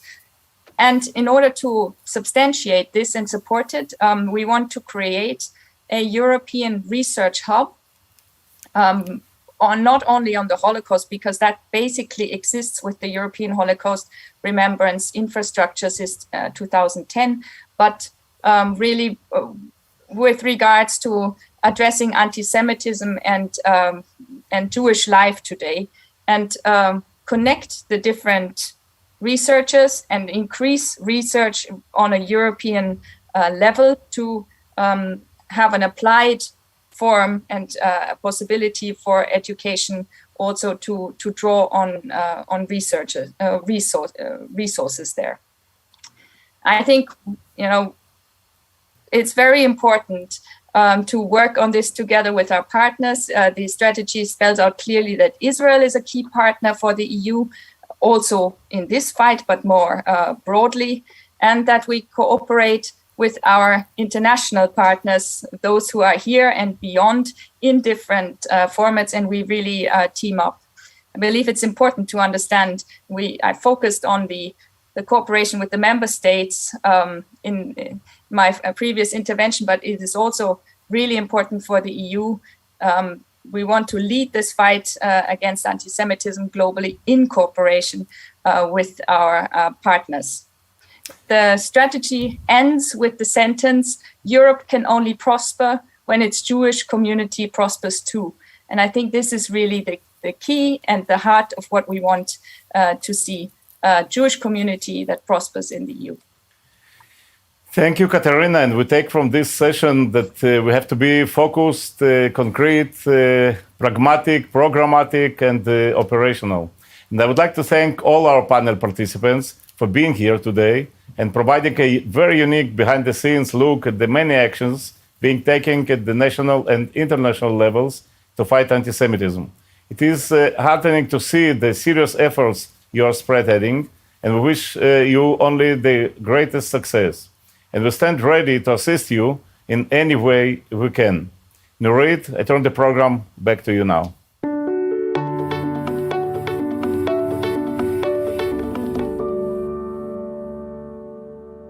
Israel has earned its now well-known reputation as a startup nation with an advanced high-tech sector admired worldwide. With us today now, an impressive group of entrepreneurs from a range of different sectors, helping to break down what exactly has driven that success and innovation. And more importantly, maybe what lessons can actually be learned for Ukraine, other nations, and Jewish communities worldwide. Taking part, Synthesis founder and co-CEO Inbal Arieli, CEO of Redefine Meat, Eshchar Ben Shitrit, co-founder of Tel Aviv University Ventures, Nimrod Cohen, and co-founder and CEO of Sitri, Israel Talpaz. Tech is an issue near and dear to the heart of Jewish Confederation of Ukraine president and Kyiv Jewish Forum founder Boris Loshkin, a venture capitalist as well with many investments here in Israel. I'll let him take over the panel from here. Boris, welcome back. Thank you, Nurit. Before we get to our panel, let's first hear a statement from Israel Talpaz, co-founder and the CEO of Sitri, a digitally disruptive agricultural company. Hello, shalom everyone. My name is Israel Talpaz. I'm the CEO and co-founder of Sitri. Thank you for having me here today. It's a pleasure and it's an honor. Firstly, I'd like to share with you some of my background. 5 years ago, I retired from 33 years in the Israeli intelligence and defense forces. Started at the age of 18 in operations, then intelligence, and then managerial roles And finally, I retired about 5 years ago. And when I retired, I hooked up to my family background, which is agriculture. We're from a kibbutz in Israel. My father's been dealing with agriculture all of his life. And I really wanted to bring experience and capabilities and technologies and people to this world. Me and my partners, we all felt that we could bring and do a lot of good to the world of agriculture, and that's why we set up C3. C3 specializes in bringing data that we collect from drones and satellites and special vehicles to farmers all over the world. We use top cutting-edge artificial intelligence experts to analyze the data, and we provide farmers with insights and recommendations how to better perform in their farms and with every single tree that they have. And I think that this experience is a good example for why Israel, the state of Israel, is good in the world of startups and innovation. I think that we have three important components that make Israel what it is. One is the need. We don't have a lot of resources. We're small. We don't have water in Israel. We're a desert. And we have a lot of security problems. And so this forces us and forces the people to work together and innovate and be very creative in what we all do. Secondly is we get a very important experience at a young age.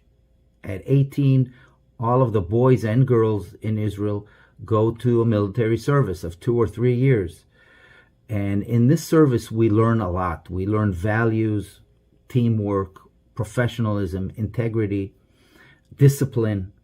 All of these are very important. Plus, we also gain very valuable experience. We succeed and we fail and we try and we deal with very difficult challenges, and it gives us the sense that we can do anything and we should try. And lastly, I think Israel has a very, very strong ecosystem of companies and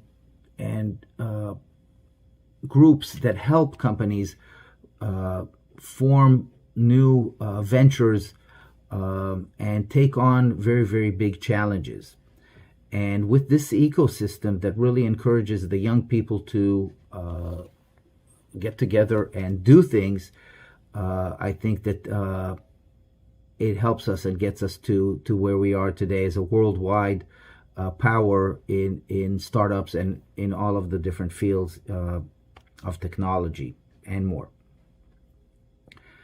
So to sum up, I think that the world can learn a lot from Israel. I think that any place where you take good people, you train them, you give them the values, you let them succeed and also let them fail, and you help them throughout the way, you encourage this as you go forward. The examples of the state of Israel can be all over the world, and I think that mankind really needs this to take on the big challenges that we all face. I really believe that this can be done. Thank you all. It's been a pleasure. Thank you, Mr. Talpas, for those remarks. I have now in studio with me the CEO of Redefine Meat, Ishar Ben Shetrit, and the co-founder of Tel Aviv.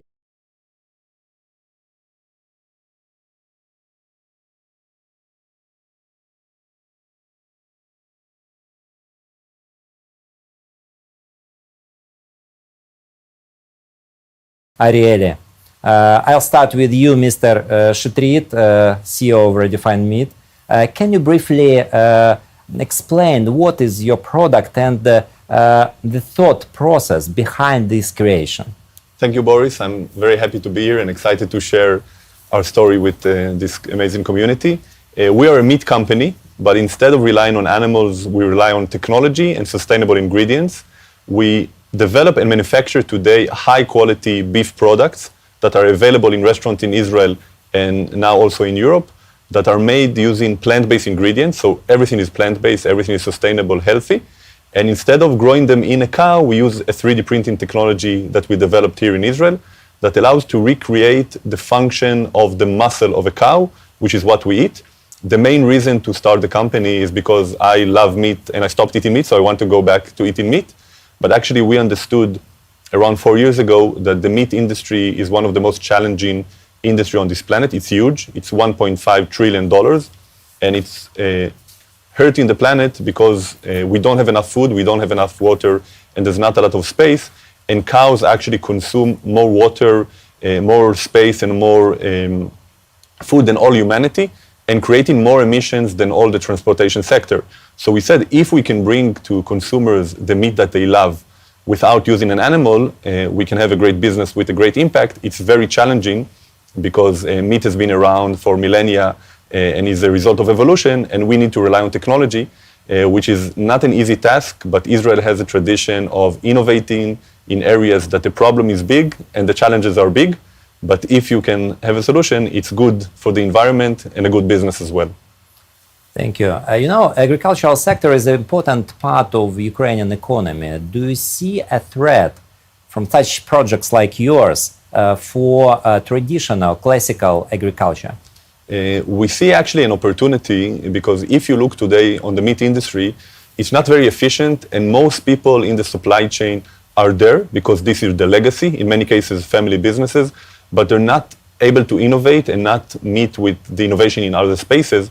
And actually, if you look at the efficiency of using resources in our industry, there is a lot of opportunity to grow higher value crops, to have more sustainable, nutritious and valuable way of manufacturing food, and to allow more people access to nutrition while optimizing food for human being versus food for animal feed. And we are working actually with people that have traditional meat businesses. We learn from them and we join with them to this journey. And we believe this is inevitable because consumers want to reduce their amount of meat intake. And we are providing with a better solution that also works with farmers and work with ingredient producers. The big meat companies around the world do see it as a threat, but it will take 20 to 30 years until we become the world's largest meat company, and we will need to rely on agriculture for that as well. So Ukraine has 20, 30 years for its agriculture sector at least. But they should start innovating now, otherwise other areas will transition into ingredients for alternative meat versus commodities for animal meat. Can you suggest for Ukrainian tech investors, what should they do? Where should they invest in food tech? In Israel, it's very easy because when we started, we had nothing, just a vision, and it was very easy for investors to understand the vision is big. Now there needs to be a transition from just a vision to good food product. But if you taste a good food product and a founder tells you this is going to be big and you like the product, you should invest. In food, technology is important, vision is important, but a good food product is the most amazing thing because you put it in the mouth of investors and you put it in the mouth of consumers and you cannot lie. But food tech is one of the most important revolution of our generation, in my opinion.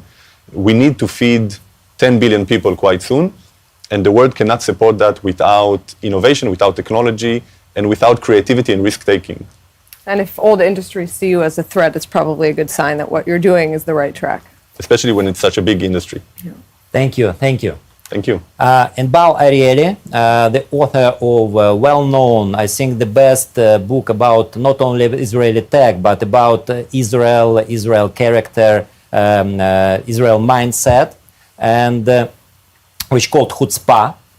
This book was published 2 years ago. And why Israel is a hub of innovation and entrepreneurship. It's the slogan of this book. And Ms. Arieli, can you explain how chutzpah skills, which are extremely important and it's a part of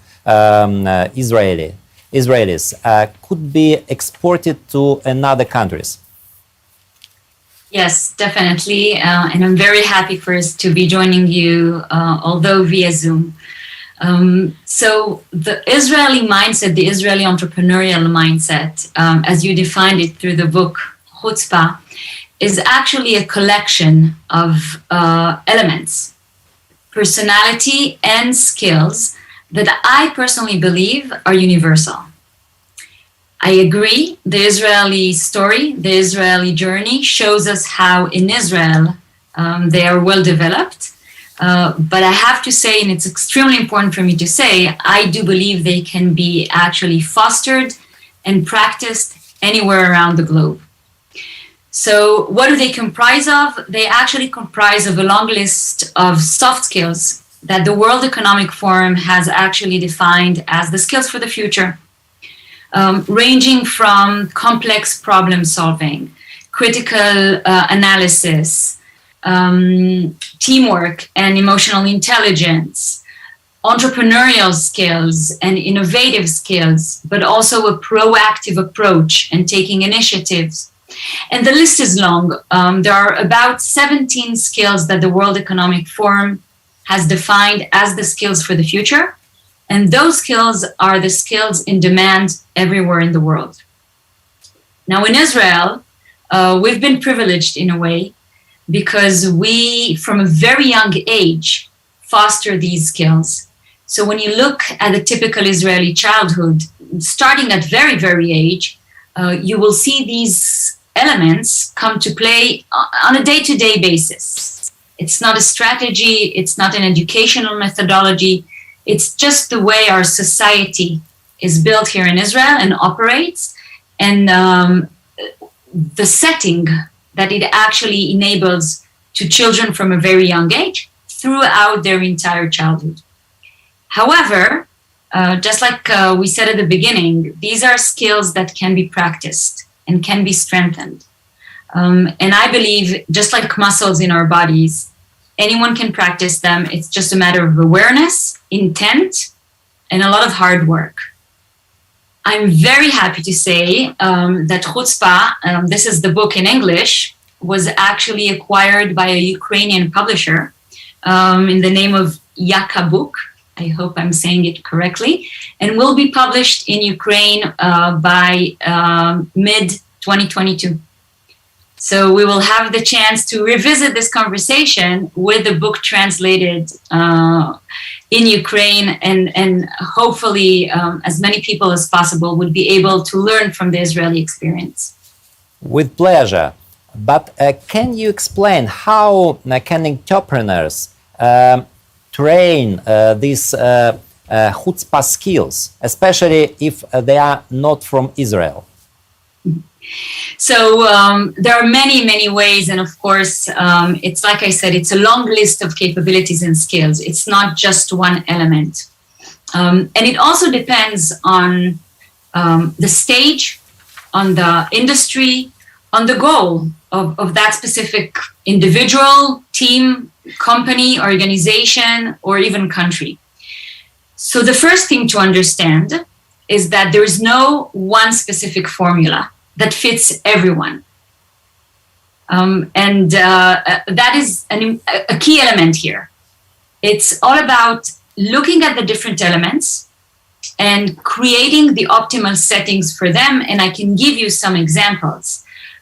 So for entrepreneurs and innovators, it would be about creating the dynamics where you can ask a lot of questions, where you actually do not follow best practices.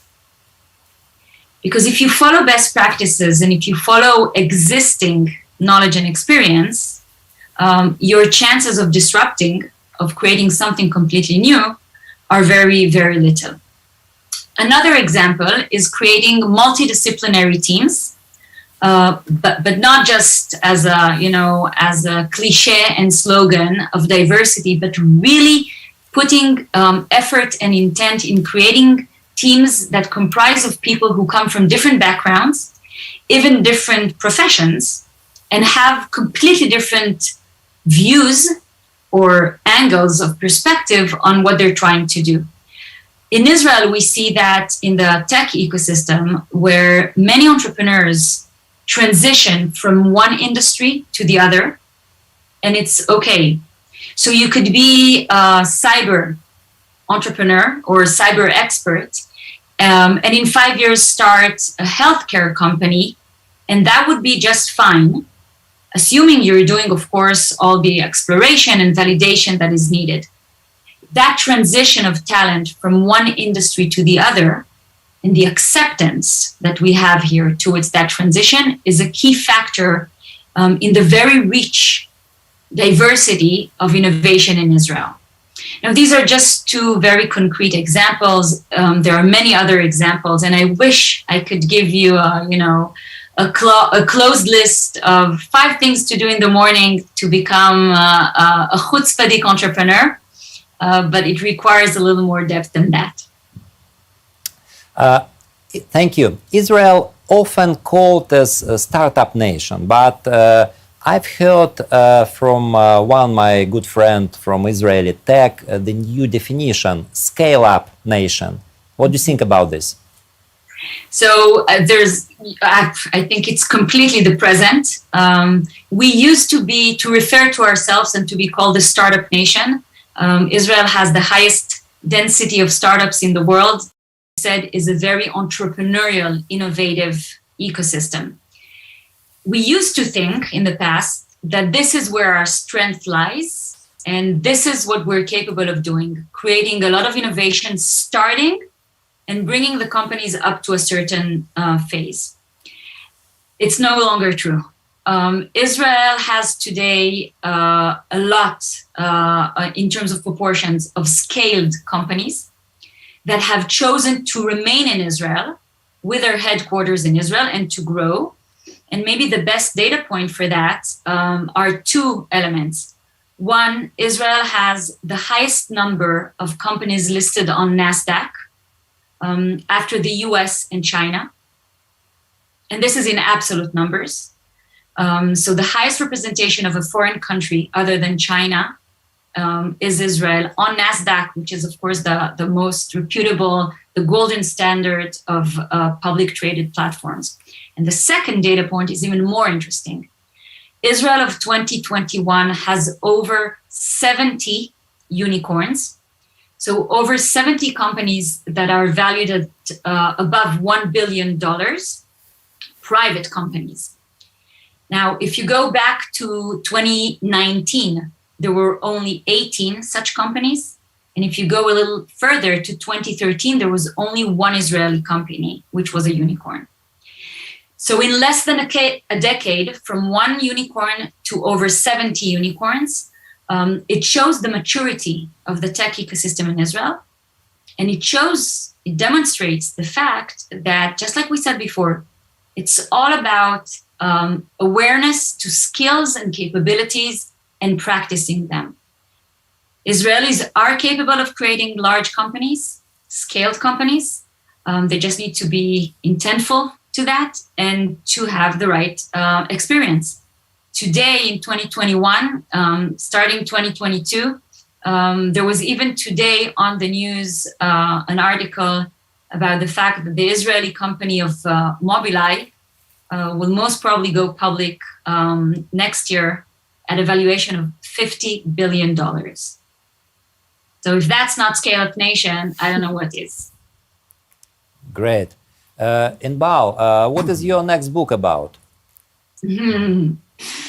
Oh, that's a great question. I have several ideas, but I'm currently focused on the Chutzpah journey. It's being translated into a long list of languages. I'm extremely moved by each language and region I'm discovering through the book, and seeing how people from all over the world, young and more experienced entrepreneurs and other in tech and more traditional industries, how everyone is reacting to this universal approach to the entrepreneurial and creative chutzpah mindset. So for now, I'm enjoying this journey. The natural next step would be going from startup to scale up, in case there's energy. Thank you, Inbal. And now I would like to introduce Nimrod Cohen, the founder of Tel Aviv University Venture Fund.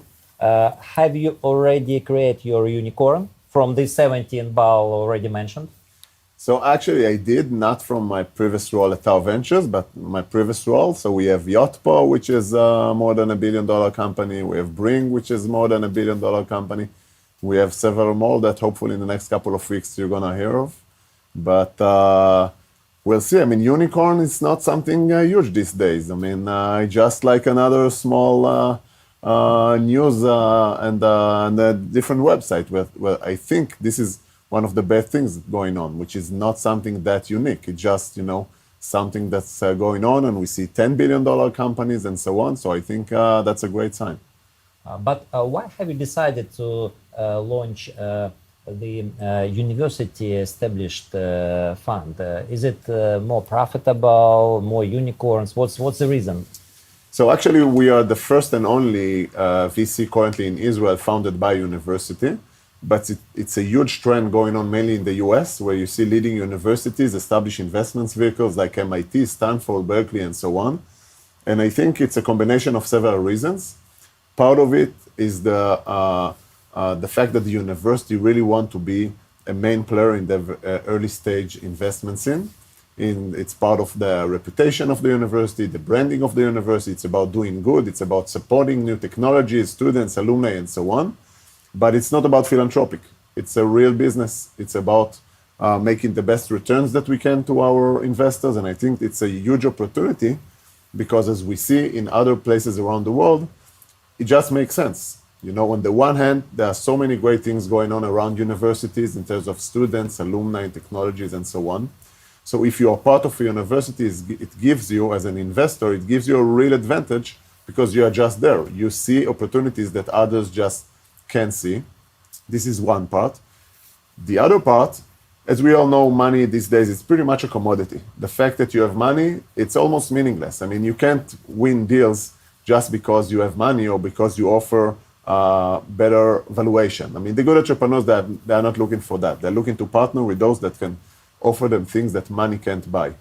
And once you are part of a university, you have the ability to offer the entrepreneurs much more than just money. It's about the great connections that the university has all over the industry and academy and so on. It's about connecting them to the relevant knowledge around the university. It's about workforce, students from the university doing internship with our startups as part of their studying. It's about office space. It's about the community, ecosystem, and it's a real endless list. So at the end of the day, there's an economic behind it. It's totally for profit. But it serves many great things, not just about making money. It serves so many great things for the university, for Israel and as a country, for our entrepreneurs, for our investors. So we're really happy about that. Thank you. Now more funds prefer late stage investments than seed investments or angel investments. What's the reason and why you are in seed stage? Is it more profitable or there is some other reasons? So that's a good question. I think there's tons of money going on to the later stages because you see what's going on. You see, I mean, let's say a couple of years ago when you raised your round as a startup, after 18 months or 24 months, you raised your next round and so on and so on. Now everything is like on steroids. Everything's going faster. You see more IPOs, you see faster IPOs. So I guess many of those investors and much of this money is going to the later stage because they want to see liquidation events quicker. We feel there's a huge gap in the very early stage. I mean, everyone say that they invest early stage, but if you see the statistic, you see not many VCs really invest early stage. If you are an entrepreneur looking for $1 or $2 or $3 million, it will be harder for you to raise $1 or $2 million than raise $50 million. I mean, as weird as it sounds. So we identify this gap around those areas, and we feel that there are not many players around those stages. So we want to continue and support.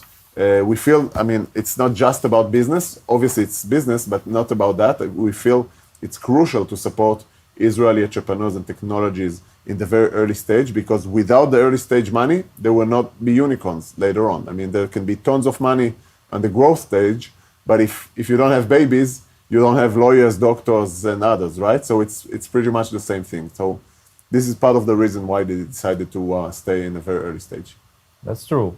And what sectors are most interesting for you now? So I have to be honest, as a very early stage investor, I think that the product is a little bit overrated.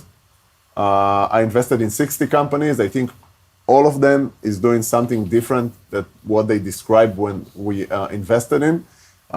It's because, I mean, that's life, you know. You think that you're doing something, then you see the competition, you meet your customers.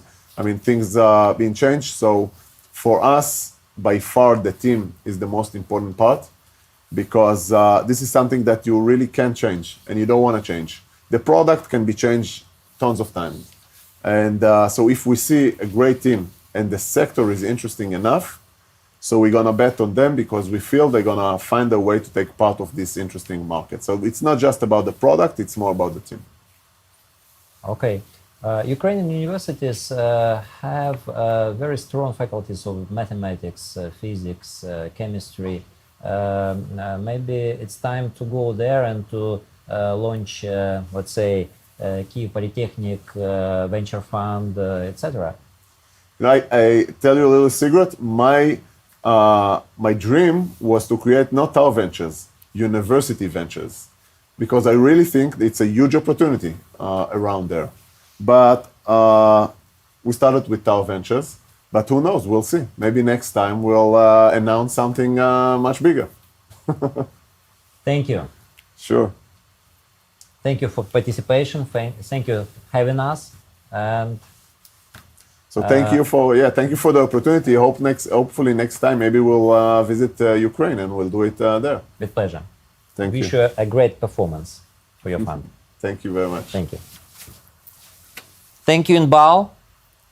Thank you for the participation in our forum, and I hope see you in Kyiv with a presentation of your book in Ukrainian. Definitely, next year. Thank you all so much for being here today and taking part in this. I hope our viewers came away with a deeper and more nuanced understanding of the Israeli high-tech success story, and that its lessons can be applied elsewhere to foster entrepreneurship and economic prosperity. Now I will turn the program back over to our host, Nurit. Thanks very much.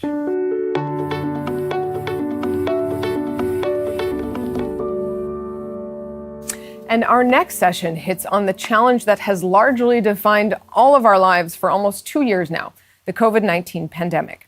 Our next speakers will tell us how both Ukraine and Israel are fighting the pandemic and how their collaboration in the broader field of health is changing lives.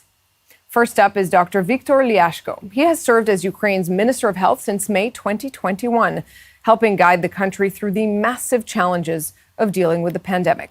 He has a Master's of Public Administration in the field of healthcare and previously led the State Sanitary and Epidemiological Service of Ukraine. He joins us on his experiences from the front line of this global story. Шановні гості та учасники форуму, користуючись нагодою, хочу подякувати уряду держави Ізраїль за підтримку у боротьбі з пандемією COVID-19 та сприянню нашим спільним ініціативам щодо розвитку медичної системи України. Всіх цікавить відповідь на одне і те ж запитання – коли ця пандемія закінчиться? Неприємна новина в тому, що COVID-19 може не зникнути ніколи. Хороша новина – ми можемо повернутися до нормального життя із циркуляцією цього вірусу поміж нами. Все більше науковців натякають, що ковід стане ендемічною хворобою.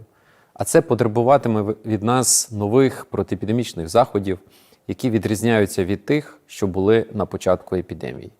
Хвилі обмежень і локдаунів у світі після того, як було оголошено про появу SARS-CoV-2, мали зрозумілу мету – запобігти поширенню коронавірусної хвороби, зменшити кількість інфікованих та врятувати медичні системи від колапсу. Сьогодні потрібно визнати – запобігти поширенню коронавірусу по світу не вдалося. SARS-CoV-2 не тільки живе в людській популяції на всіх континентах, він ще й підлаштовується до умов перебування за допомогою мутацій. Але позитивним є те, що всі наші реагування на всі ці мутації складаються не лише з гасіння пожеж. За 1,5 року перебування в постійній турбулентності і в світі, і в Україні вже зроблено ряд інвестицій в систему охорони здоров'я, які сьогодні вже дозволяють підвищити готовність для наступних глобальних та місцевих викликів. Пандемія COVID-19 стала каталізатором важливих змін в системах охорони здоров'я, пришвидшила раніше заплановані ініціативи та реформи, спрямовані на досягнення цілей універсального доступу до послуг охорони здоров'я. Маю надію, що уроки, які людство винесе по завершенню пандемії, стануть рушійною силою для подальшого розвитку та здійснення реформ у сфері охорони здоров'я. Незважаючи на непростий пандемічний рік, ми продовжуємо в Україні медичну реформу та працюємо над стратегією розвитку системи охорони здоров'я 2030, яка буде представлена Міністерством охорони здоров'я у грудні цього року.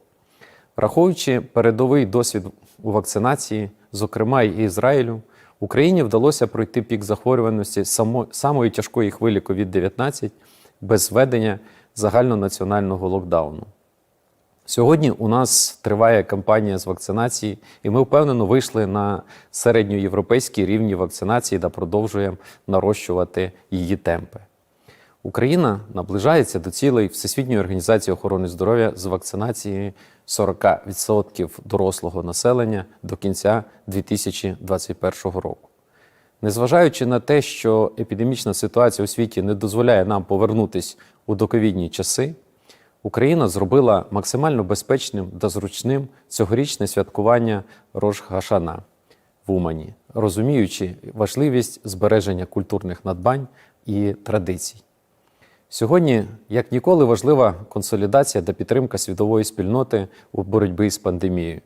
Соціальна відповідальність має стати гарантією безперешкодного доступу до вакцинації в усьому світі. Спільними зусиллями можна подолати будь-які виклики. Дякую за увагу.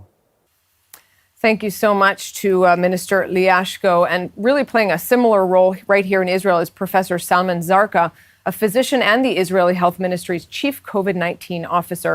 Professor Zarka, thanks so much for being with us. Thank you. Hi. So you are carrying an enormous responsibility shared by counterparts around the world, really helping to set the country's policies for handling this pandemic. First off, how concerned are you about the Omicron variant? I mean, there is a lot of misinformation out there. There's a lot of uncertainty at this point in time. What's your take? Really, after about 2 years with the pandemic, I can say it very clear that a lot of our mission are dealing with uncertainty.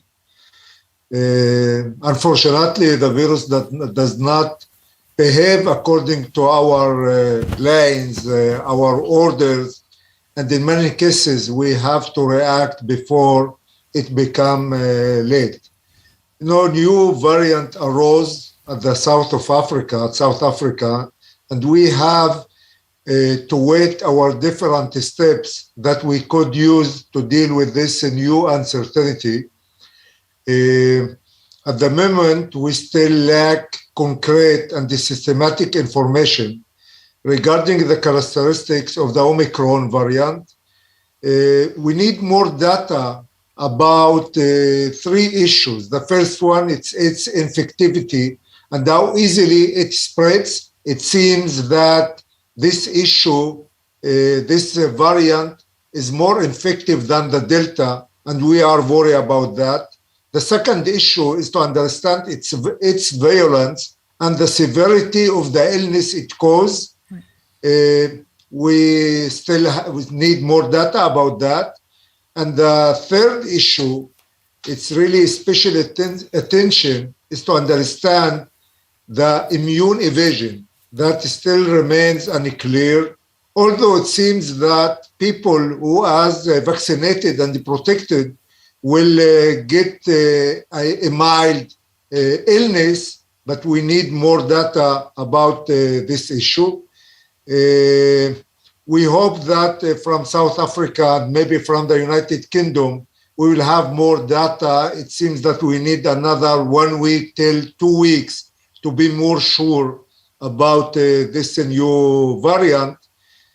We are in Israel have already 21 cases, many of which are fully vaccinated, include a booster shot, and all of them have mild symptoms. And we hope that we can have these answers, this important data, in order to calculate our steps for the next 2 weeks. Professor Zarka, as you mentioned, you're heading into, facing this new variant after quite a bit of experience, really, with different approaches, with lockdowns, with opening up, with vaccines, of course. Has your perspective, how has it changed over the course of the last year and a half in terms of how to deal with a moment like this when we're faced with a new variant?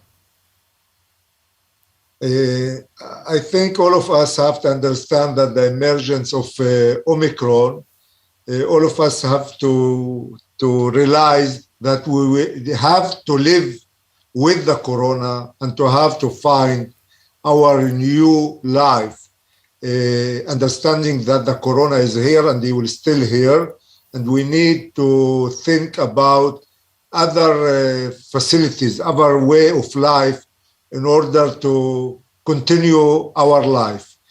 During the 2 years, we have witnessed many new variants. During the pandemic, many of them did not have any public health impact, while several successful variants, all of us are familiar with Alpha, Beta, today Delta, and Omicron. And we have to understand that this virus and these variants are part of our life, and we have to be ready for such a new one that will cause more illness at our country and all over the world. 3 weeks ago, hoping we are getting out of our fourth wave with the Delta, we had a big drill. We called it Omega. Was the name of the new virus that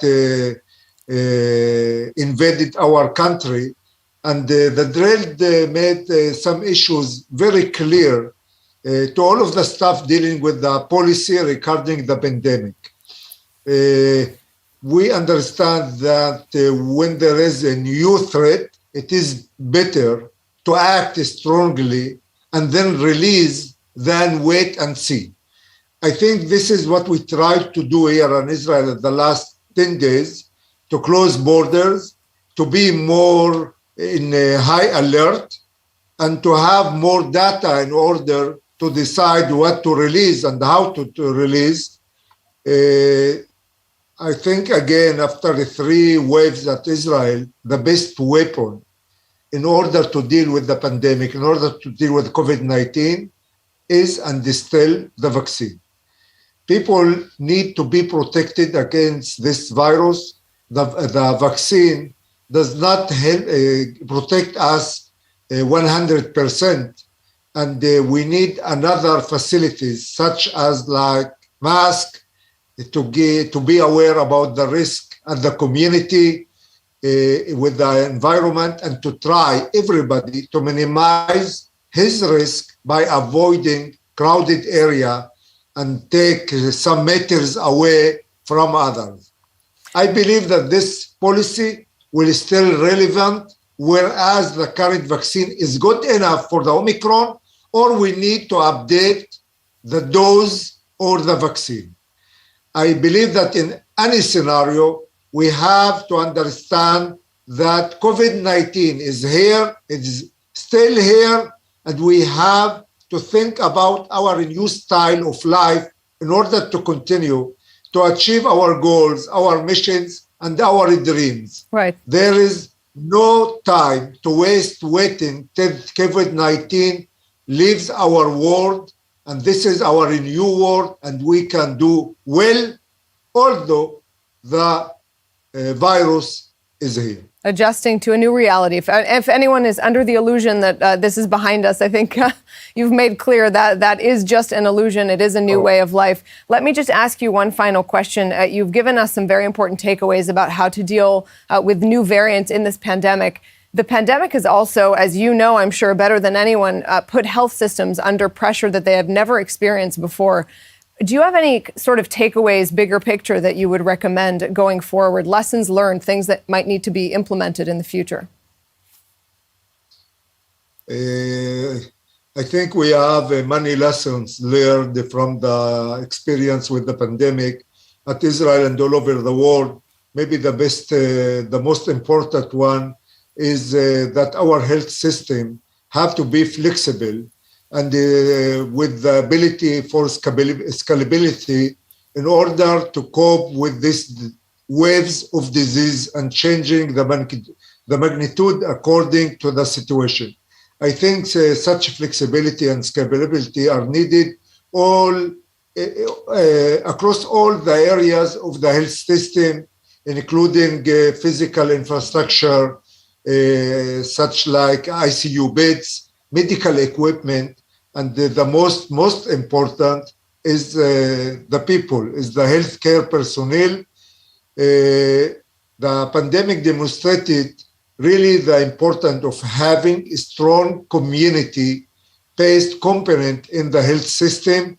In addition to the acute care hospitals, the majority of the patient will be managed in primary care, and I think we have to strengthen the community care in order to relieve the pressure on the hospital system by reducing the referrals and preventing the hospital admissions.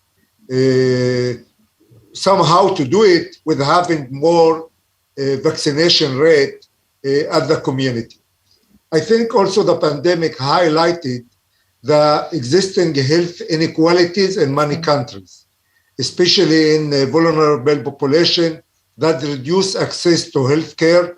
Maybe we have to deal with 1 month of emergency. It's differ from already 2 years that we need our facilities in order to deal with Corona, with the COVID-19. But other patients, non-COVID patients, need many facilities and they need their care, especially with cases, with severe cases that need surgery, that need chemical treatment, and so on.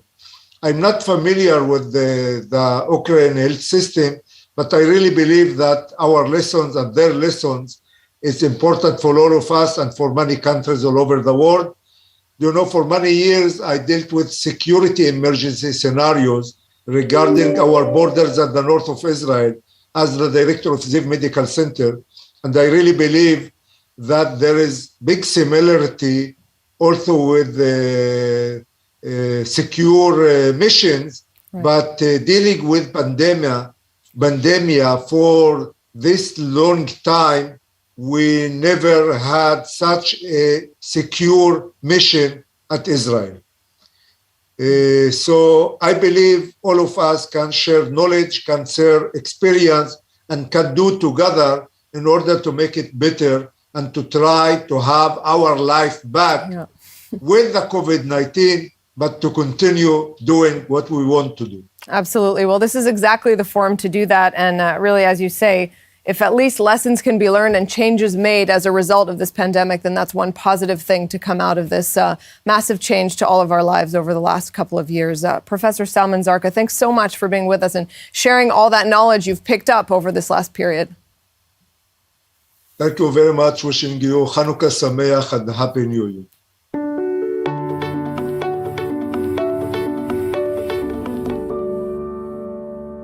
And before we come to a close here, we'll turn focus to another area that has massive implications for Israel, Ukraine, and Jewish communities worldwide: education. It's, of course, played a key role in preserving the Jewish religion, culture, values, and history over the centuries. And it's also crucial in fighting the anti-Semitism that has persisted throughout the centuries and is still alive and well today. And now we welcome back Chief Rabbi of Ukraine, Yaakov Bleich.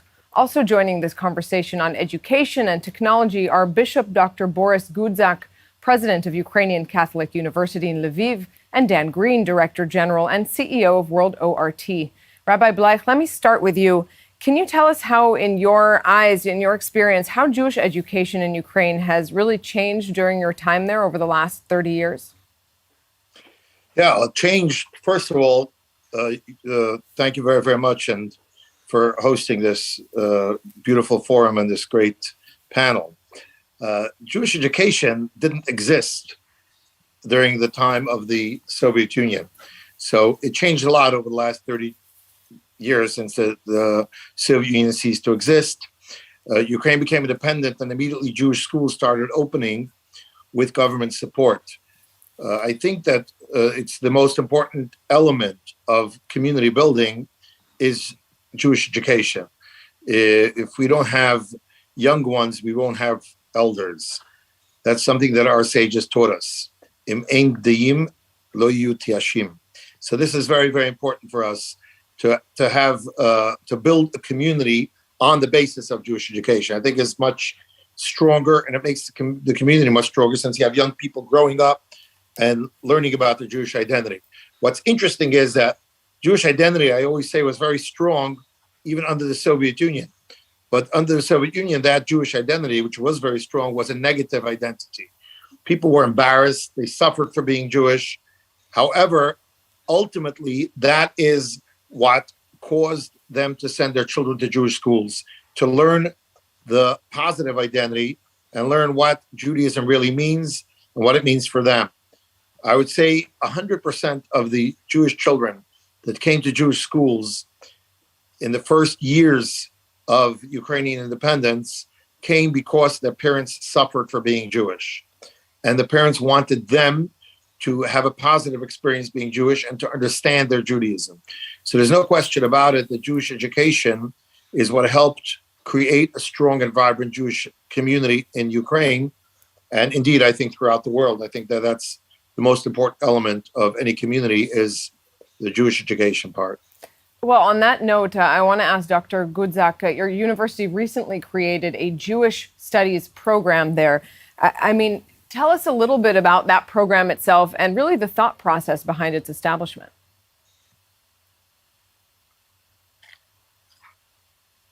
The Jewish Studies program at the Ukrainian Catholic University has behind it a deep conviction that we are brothers in the human race, brothers and sisters, Christians and Jews, and that the Jews are our older brothers in kind of the biblical faith, and that there is incredibly rich, sometimes dramatic, sometimes tragic, but also promising history and legacy of the life of Christians and Jews on this land. So this program has three components. There's the comparative Christian and Jewish study of the Tanakh, what Christians call the Old Testament.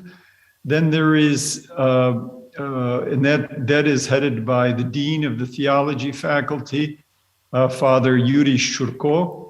Then there's a program on Jewish Ukrainian history in Ukraine, headed by one of the top public intellectuals of Ukraine, Professor Yaroslav Hrytsak. And then a program of contemporary Ukrainian Jewish, Christian, Judaic relations. And that program is headed by the highly decorated former Soviet dissident, Miroslav Marinovich. And so these programs foster conferences, research, publications, but also classwork for students in different programs. The Ukrainian Catholic University has spurred the interest of young people in Yiddish. We have some students that are doing doctoral degrees, writing dissertations on topics of Jewish history in Ukraine.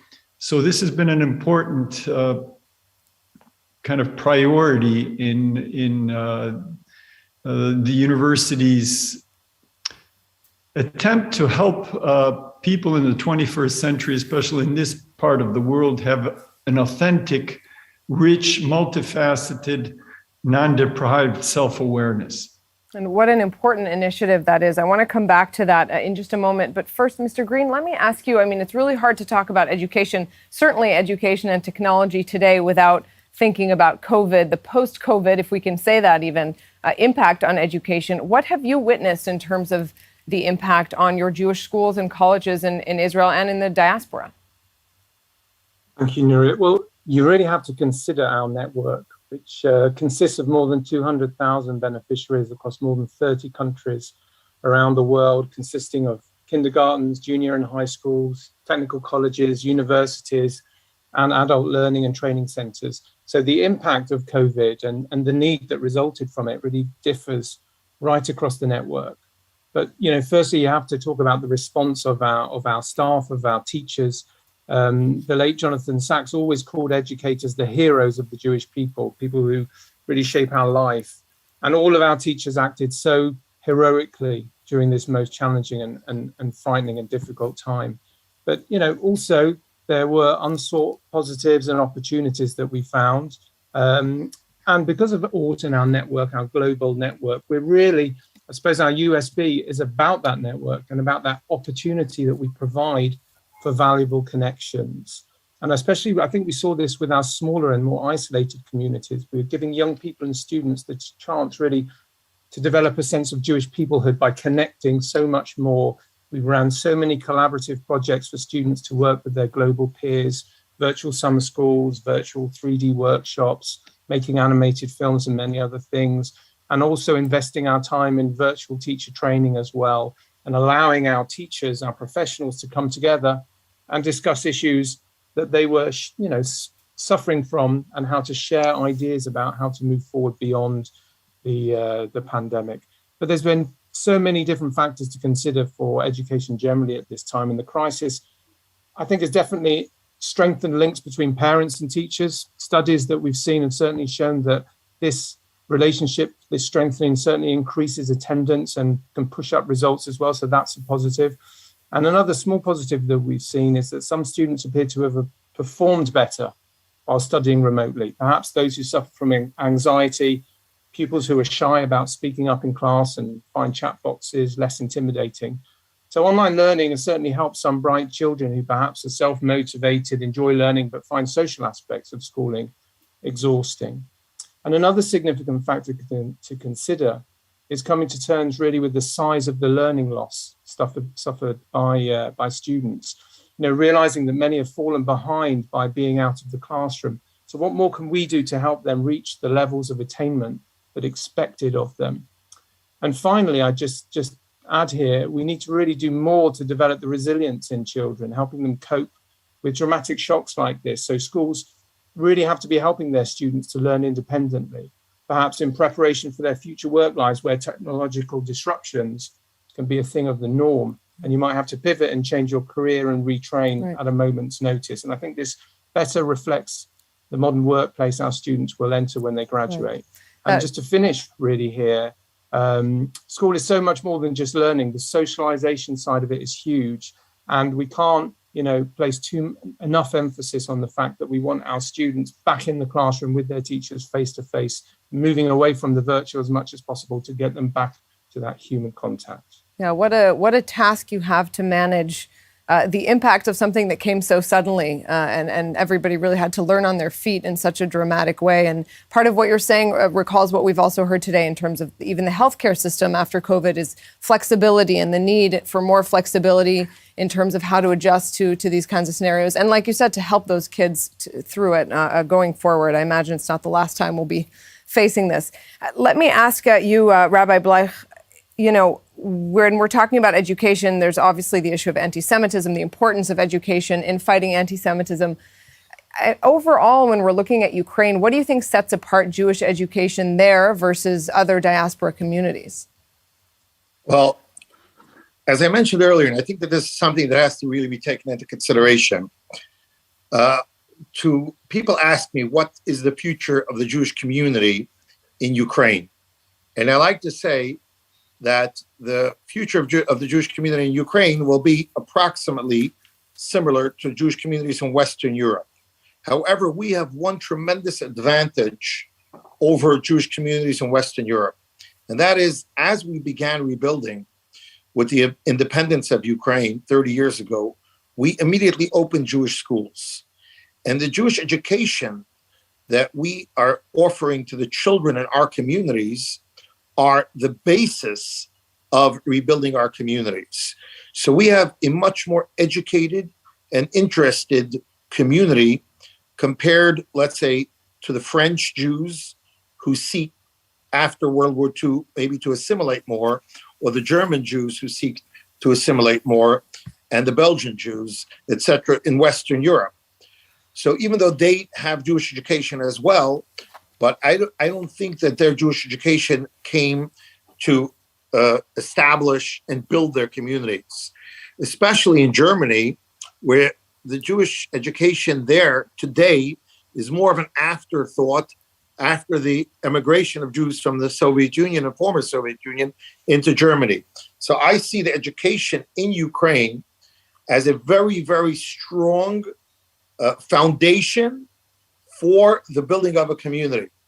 And we almost do not have a community with over 10,000 members that doesn't have a Jewish day school, which is very unique for diaspora communities. And the reason is because we built our identity and our communities on education. So education is very, very important for number one.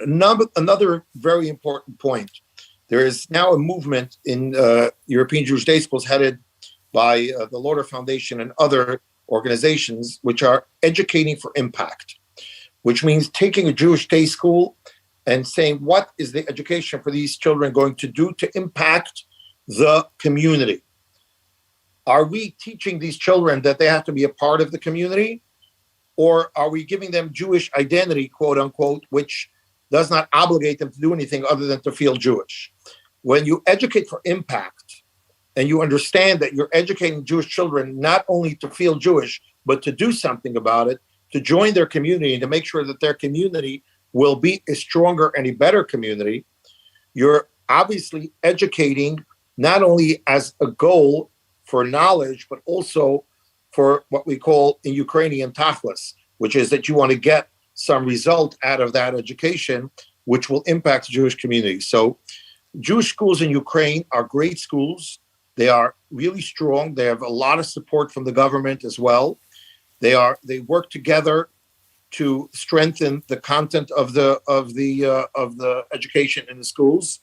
And we have schools that are run by different organizations, including ORT and Chabad and Shema Yisrael. These are the networks that run schools in Ukraine, and they're very, very successful. And I think that they're successful because they are, like I said, they are the foundation of the community. Right. Another important point that I want to add, having heard my good friend and colleague, Metropolitan Huziak, the fact that the Ukrainian Catholic University today has opened a Jewish studies program, something that I think would not have been possible 30 years ago or 25 years ago. It shows a lot about the social atmosphere within Ukraine today. We speak about anti-Semitism and education and how education combats anti-Semitism. There's no question about it that the fact that we are able to sit and discuss openly Jewish history in Ukraine and understand that there were good times and bad times. And even though the good times were so much stronger, more, almost out of 1,000 years, I would say that 950 years were good times and 50 years were bad times, or 50 or 60 years between all of the history of Jewish life in Ukraine. The fact that we're able to get together now and discuss these things helps us focus on the proper perspective. What have we learned from one another? And what can we learn from one another? What good things are there in our history? And this allows us to work together to combat anti-Semitism. Most anti-Semitism comes from a lack of education. And the fact that the Jews are educated and a part of the society in Ukraine, the fact that Ukrainian society is developing in a democratic way, in a democratic fashion, this allows interaction and respect, and allows us to respect one another to the extent that if, God forbid, there are acts of anti-Semitism, it doesn't have to be the Jews that are speaking out against it, but it's Ukrainian society as a whole that will stand up to it. This is, I think, one of the greatest things that Jewish education and education in general has done for Ukraine. Yeah, that sort of harks back to the talk about the importance of interfaith initiatives that Ilan Carr was telling about earlier. I mean, what a perfect example of that. So let me take that a step further. Dr. Gudzak, as someone from inside the university, what do you think it says about Ukraine's relationship with its Jewish community that it has reached a point where a Catholic university opens a Jewish studies program? I find Ukrainian society to be really, really a very flexible, dynamic, and open place. I think maybe everybody that is listening knows, but might not remember that a Ukrainian Jew is the president of this country. And 75% of Ukrainians voted for him. In fact, in 2019, there was a period when both the president and the prime minister of Ukraine were Ukrainian Jews. Besides Israel, there was no state in the world that could say that. The head of government and the head of state were Jews in Ukraine. And the current president remains. It's just half of his 5-year term. I think it's, we're living in a world where a holistic approach to life, to the human being, looking at a person to be educated, not only as a brain, as a computer that needs to be programmed, but somebody with a heart, with a soul, with a body, with a culture. And looking at that person in the context of a local and global society. Today, we can't live without a healthy awareness of our brothers and sisters who are very diverse in this world. And our Christian calling, our spiritual calling, our human calling is to live in peace, to live in harmony, to live in a way that fosters creativity and livelihood. I was born and raised in the United States, did most of my studies there, but also in Western Europe. And I found the experience of developing a Catholic university, the only Catholic university between Japan and Poland, kind of in the northern Eurasian landmass, to be a fantastic experience. I don't think this kind of university could have been developed in too many places or too many countries.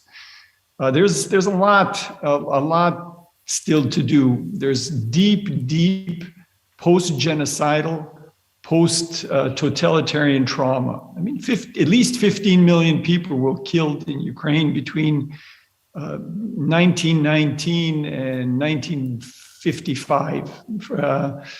It was the most dangerous place on earth between 1932 and 1945. For Ukrainians, for Jews, for Poles living here, for Russians, for Gypsies, etc. It was a place where the brown and red totalitarians met, clashed, and we see right now, today, there's a very important moment. I didn't hear yet the results of the Putin-Biden conversation, but the danger is not gone.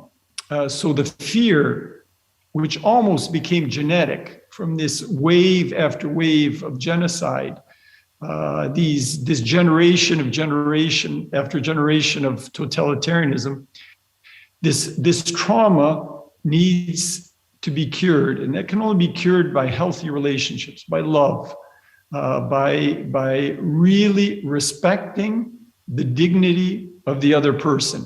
And every person is created in God's image and likeness. And that is what I think the Maidans, the two Ukrainian revolutions, the Orange Revolution and the Revolution of Dignity showed. When all ethnic backgrounds and all religious confessions were together, standing up for human dignity. And I think this really put a stamp on the future of Ukraine. This is the kind of Ukraine people want in this country, at least the majority of people. It's a beautiful example, I think, that others can learn from too, and beautifully put in how you described it, that deep trauma, and that actually to move forward, you have to face history, which Ukraine has certainly done over the past few decades. The independent Ukraine, and then to learn about each other and be willing to know the other, so to speak, and not sort of, push it aside and put it under the rug. So I think that's a really beautiful example and a beautiful way to start to bring this forum to a close. Before we do that, Mr. Green, let me just ask you about how your schools also on a sort of practical level, combine Jewish studies, Jewish curricula with the more generalized studies? Well, two of our core values at World Or are Tikkun Olam and Tikkun Am. And most of us are familiar with the concept of Tikkun Olam around social justice, humanitarian aid, and having a global worldview to solving these issues around the environment, sustainability, and equality. And World Or embraces this, as do our students and all our programs. But we also want our students to be equally committed to Hebrew culture, to Klal Yisrael, and to Jewish practice. And this fusion, if you like, of our two core values perhaps underlines the balance that we have to strike in many of our schools around the world, and nowhere really more so, I suppose, than in Ukraine and across the former Soviet Union. And by investing in Tikkun Am, this kind of strengthening and flourishing of Jewish people, we're enabling the sustainable flourishing of Jewish people through identity, culture, community, religion, and state. We're engaging young people as proud, knowledgeable, and engaged Jews, building Jewish identity, community, and leadership development. And that ultimately leads, I think, to a sustainable diaspora community. Because for all schools in this region, they really are often the primary source of Jewish affiliation for many students and their families. So how do we get them in? Because we find across the former Soviet Union that many Jewish parents are motivated first by the best possible education, only second by the Jewish component. So we have to compete every time with the very best citywide schools to attract Jewish families. And that's our challenge and ensures our commitment to excellence. And once we have the students, then the magic can start. The Jewish spark is rekindled, and soon the flame burns brightly as the child returns home with Shabbat songs and Hanukkah dreidels and brachot and questions. And soon the parents and grandparents have also caught fire, and the Jewish flame, often hidden for generations, sits proudly represented as Shabbat candles every Friday night, or the Havdalah flame, or 8 candles on the menorah. So we have to fuse that Jewish experience with what we're known for, our excellence in science and technology and STEM education today. And that mix of STEM and Yiddishkeit for us is really that perfect recipe in order to ensure that we can build our Jewish communities, ensure that Jewish families choose our schools so that they can go home with that love of Judaism and Yiddishkeit. Well, Mr. Dan Green, Bishop Dr. Boris Gudzak, and Rabbi Bleich, thank you all so much for this conversation. I have to say it's a pleasure to hear many words of encouragement and examples to help bring this two-day forum to an end. Thank you. Thank you very, very much. God bless you. Thank you. And on that note, we've come to the end of the 2021 Kyiv Jewish Forum, hosted by the Jewish Confederation of Ukraine, the Center for Jewish Impact, and the Combat Antisemitism Movement. Remember, if you missed anything over these 2 days, you'll be getting a recap in your inbox, and a full recording will be online soon on the forum's website, KyievJewishForum.com. And for some final thoughts, let's hear once more from Jewish Confederation of Ukraine President Boris Loshkin. Thank you, Nurit. Dear friends, our third Kyiv Jewish Forum has come to an end. Every time announcing the closure of the regular Kyiv Jewish Forum, the feeling states that not everything has been said, not all important issues have been discussed. Someone or something has received less attention than deserved. This is good, as this means that we will have a reason to get together again and finish the unsaid discuss new issues that we will accumulate over the next year. I would like to thank everyone who helped organize and conduct the current Kyiv Jewish Forum. Center for Jewish Impact and its founder, Robert Zinger, Combat Antisemitism Movement, Eurasian Jewish Congress, and its president, Mikhail Mirelashvili. I would also like to thank our distinguished speakers and guests of the Kyiv Jewish Forum, whose speeches and debates have made our forum so interesting and useful. President of Ukraine, Vladimir Zelensky, President of State of Israel, Isaac Herzog, Prime Minister of Ukraine, Denis Shmyhal, President of the World Jewish Congress, Ronald Lauder, European Commission Coordinator on Combating Anti-Semitism, Katarina von Schubern, Danny Dayan, Chairman of the Yad Vashem, members of the governments and parliaments of Israel, Ukraine, USA, Canada, countries of European Union, scientists, representatives of business structures, public organizations, and everyone who has taken part in the Kyiv Jewish Forum. I also cannot but express my gratitude to our media partners, with whose help the audience of Kyiv Jewish Forum is growing every year. Our coverage of the events of the third Kyiv Jewish Forum was helped by the Jerusalem Post, Times of Israel, Jewish Telegraphic Agency, Новое Время, RBC Ukraine, Обозреватель, and LBUA. I would especially like to thank viewers of the Kyiv Jewish Forum. How effectively we will cope with the threat of growing anti-Semitism? What should other countries learn from the successful experience of Israel? First of all, how to make Jews around the world even more united and through education, give the world more democracy, accelerate progress, make the world more successful. Why Israel is the center of innovations and entrepreneurs. We have discussed all this and a lot of other issues during today's. Thank you all and see you at the 4th Kyiv Jewish Forum. Thanks so much, Mr. Loshkin, and of course for making this panel happen. And once again, I'm Nurit Ben. It really has been a pleasure hosting this forum, these conversations. The discussions have been thought-provoking, also practical, and we hope they'll serve as a launching point for effectively addressing the whole range of critical issues facing Ukraine, Israel, and the Jewish world. Thanks so much for being with us, and we hope to see you again next year.